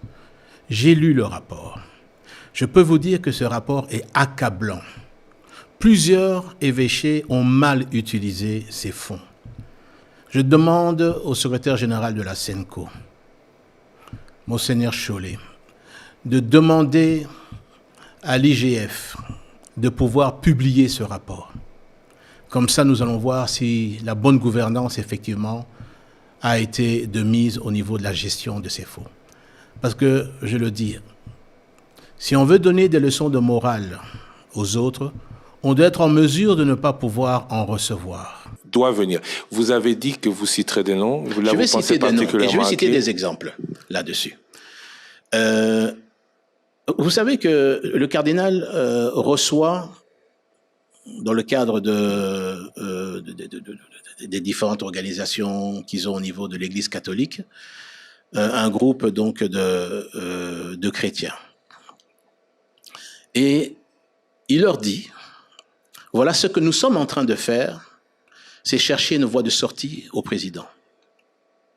Une sœur catholique lui pose la question, mais on vient de terminer les élections. Vous voulez donc perturber le processus démocratique? Le monseigneur Chollet, dans une rencontre avec les pasteurs, le dit. Évidemment, il a nié, mais il dit clairement, ce que nous sommes en train de faire, c'est pour préparer l'arrivée du prochain président. En 2028? Non. Non. Eux ne sont pas dans une stratégie de pouvoir attendre 2028. C'était d'évincer le président. En espérant que lorsqu'ils vont évincer le président, c'est pour faire en sorte que le nouveau qui viendra puisse annuler cette décision salvatrice que le président de la République, Félix Tshisekedi, a prise pour permettre à plus de 2 millions en plus par an d'élèves d'étudier. C'est ça.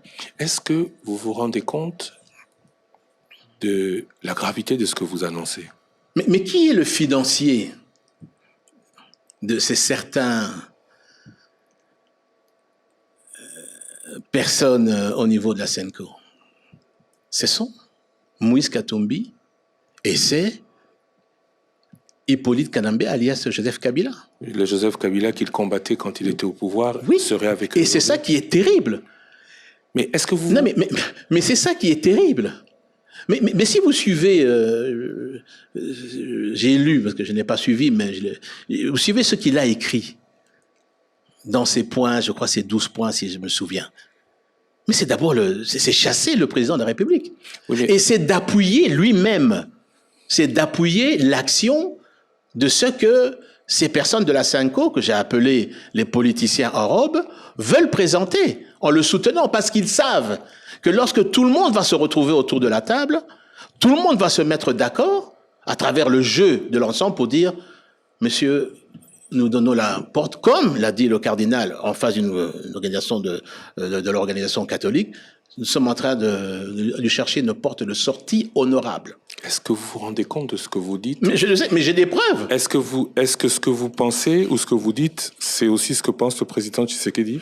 Alors là, c'est pour ça qu'il ne les reçoit pas? Ah ben alors là, je veux dire que ce que je dis n'engage que moi là-dessus, et il vous a platané à poser la question au président Tshisekedi. Ce que je veux aussi dire à notre population, c'est qu'aujourd'hui, plus que jamais, nous devons garder l'unité entre nous. Plus que jamais. Et je vais vous dire, les gens ne comprendront pas aujourd'hui ce que je suis en train de dire. Mais dans quelques années, ils comprendront. La chance que nous avons aujourd'hui, c'est d'avoir ce président, Félix Tshisekedi. Pourquoi? Parce qu'il est celui qui s'est levé contre le Rwanda. Contre le Rwanda, contre Paul Kagame. C'est celui qui a fait condamner et fait mettre des sanctions contre le Rwanda. Et c'est celui qui est en train d'arracher cette indépendance, cette colonie dans laquelle on nous avait mis, et réduit ce peuple à l'état d'esclavage. Les générations futures reconnaîtront son passage à la tête de ce pays. Parce qu'il y a eu d'autres peuples dans le monde, je ne parle pas du peuple, qui ont connu également cet état d'esclavage, jusqu'au moment où ils ont été libérés. par un homme que vous connaissez le nom, Moïse. Je ne veux pas comparer ce qui est comparable, mais je vous dis que Félix Tshisekedi, aujourd'hui, vous allez rigoler de ce que je veux dire, mais il est en train de jouer un rôle important dans l'extraction de ce pays entre les mains du régime rwandais. Pourquoi Hippolyte Kanambe n'a jamais cherché à condamner le Rwanda? Pourquoi il n'a jamais essayé même d'obtenir des sanctions? Pourquoi il n'a pas pu mener les démarches pour sortir de l'embargo au niveau des armes? Pourquoi il s'est tu contre l'agression rwandaise?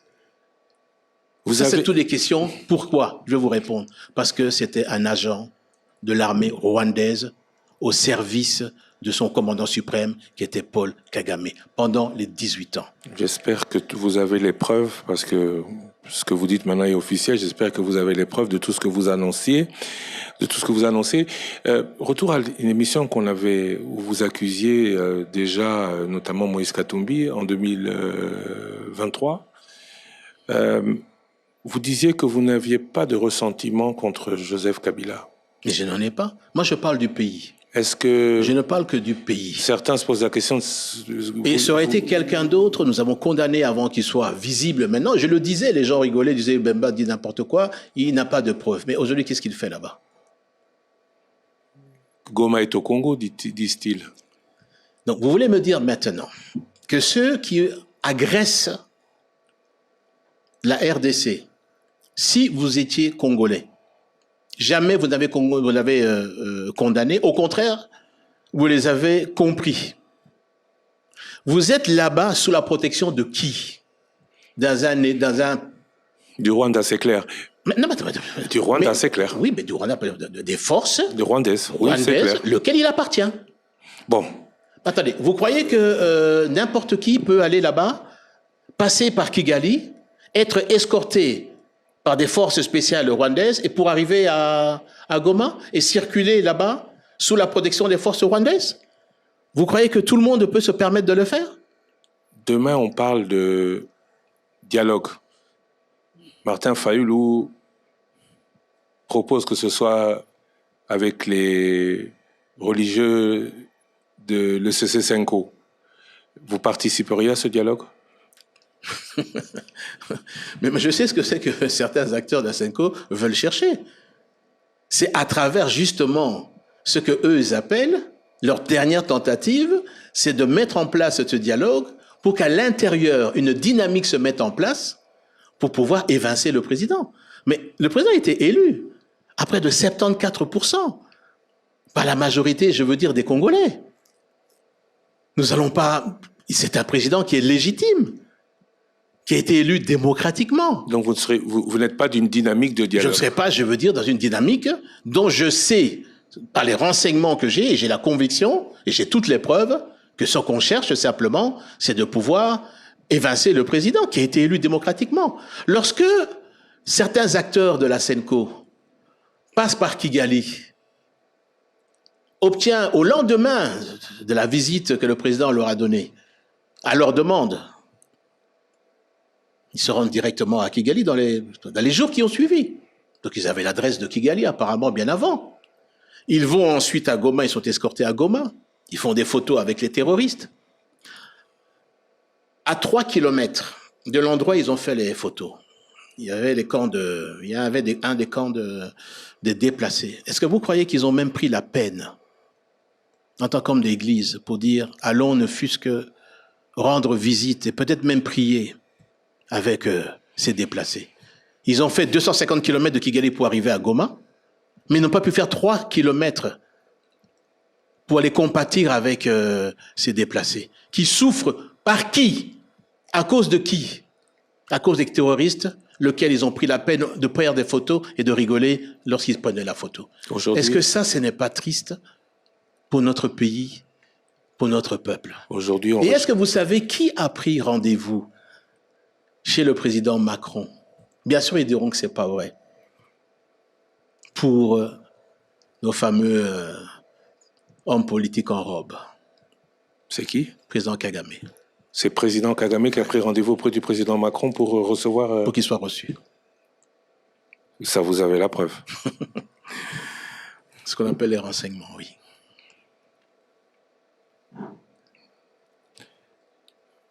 Monsieur Jean-Pierre Mbama, merci beaucoup de nous avoir accordé cette longue interview, plus d'1h30, qui sera sûrement suivie de réactions et d'autres émissions, sûrement.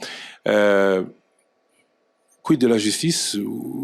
Vous avez des renseignements, vous avez des preuves. Si rien n'est fait du côté de la justice, que doit-on penser? Coup d'épée dans l'eau, annonce. Mais vous savez qu'il y a une question que des juristes devraient se poser. Lorsque un président prête serment sous un faux nom, qu'est-ce qu'il advient? Est-ce que cette élection ou cette prestation de serment peut-elle être annulée? Vous parlez de Joseph Kabila. Je parle de Hippolyte Kanambe.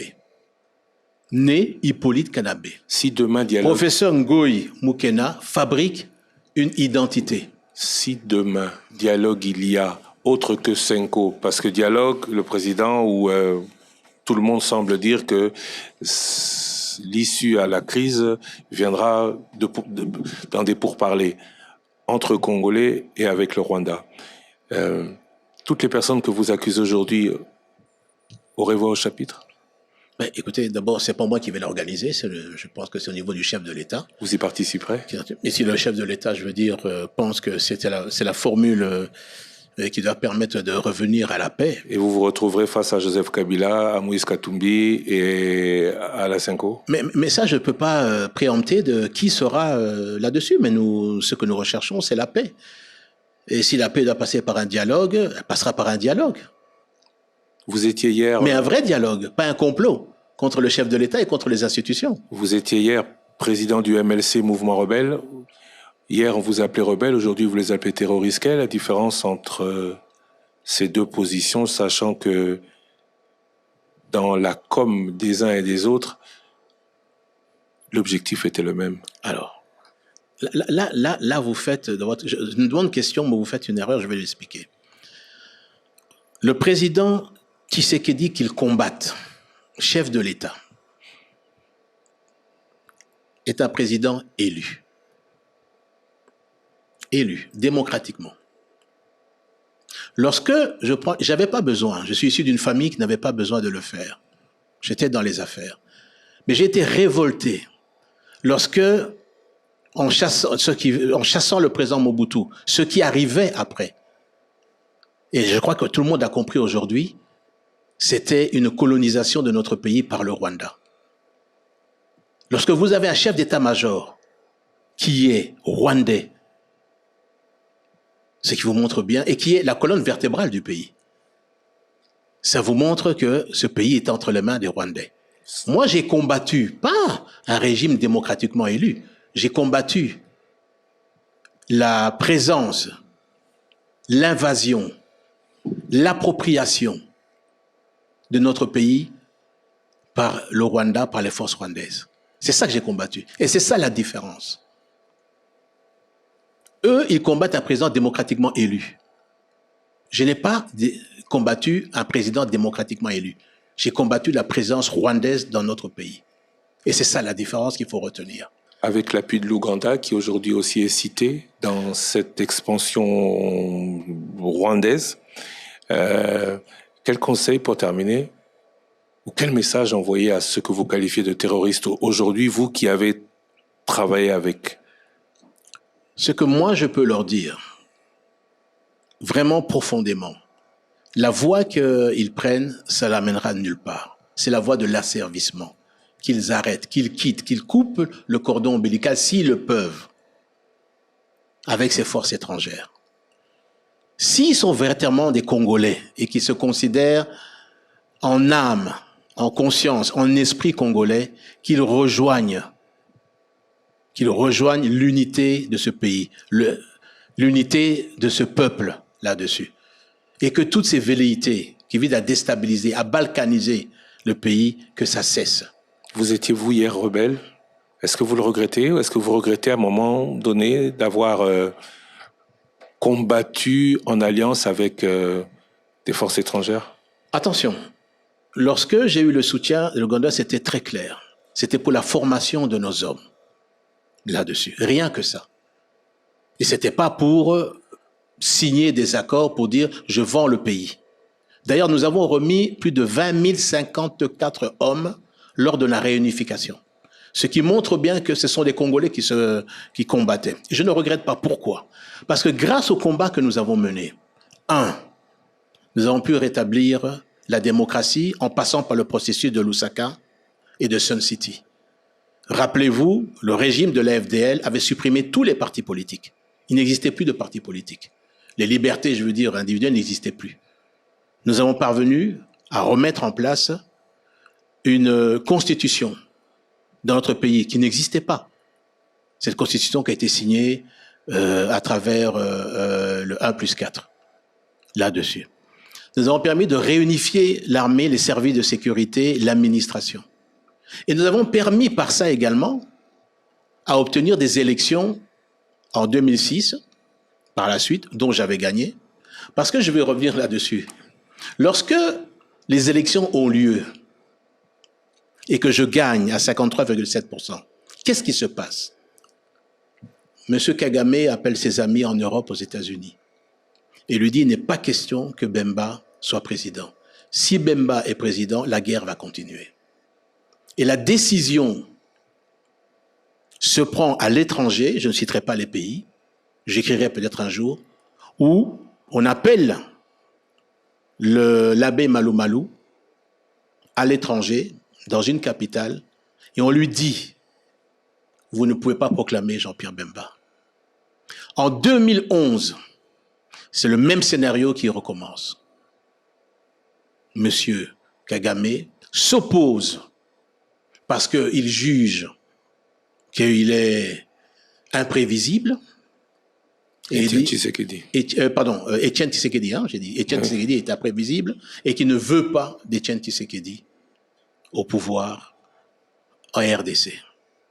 Et les résultats que vous connaissez sortent en faveur de l'agent rwandais au service de l'armée rwandaise. Vous connaissez la fortune qui m'a été donnée par un chef d'État de la région qui connaît bien Hippolyte Kanambe. Et ce n'est pas des moindres. La fortune de Hippolyte Kanambe est de 7 milliards de dollars. 7 milliards de dollars américains.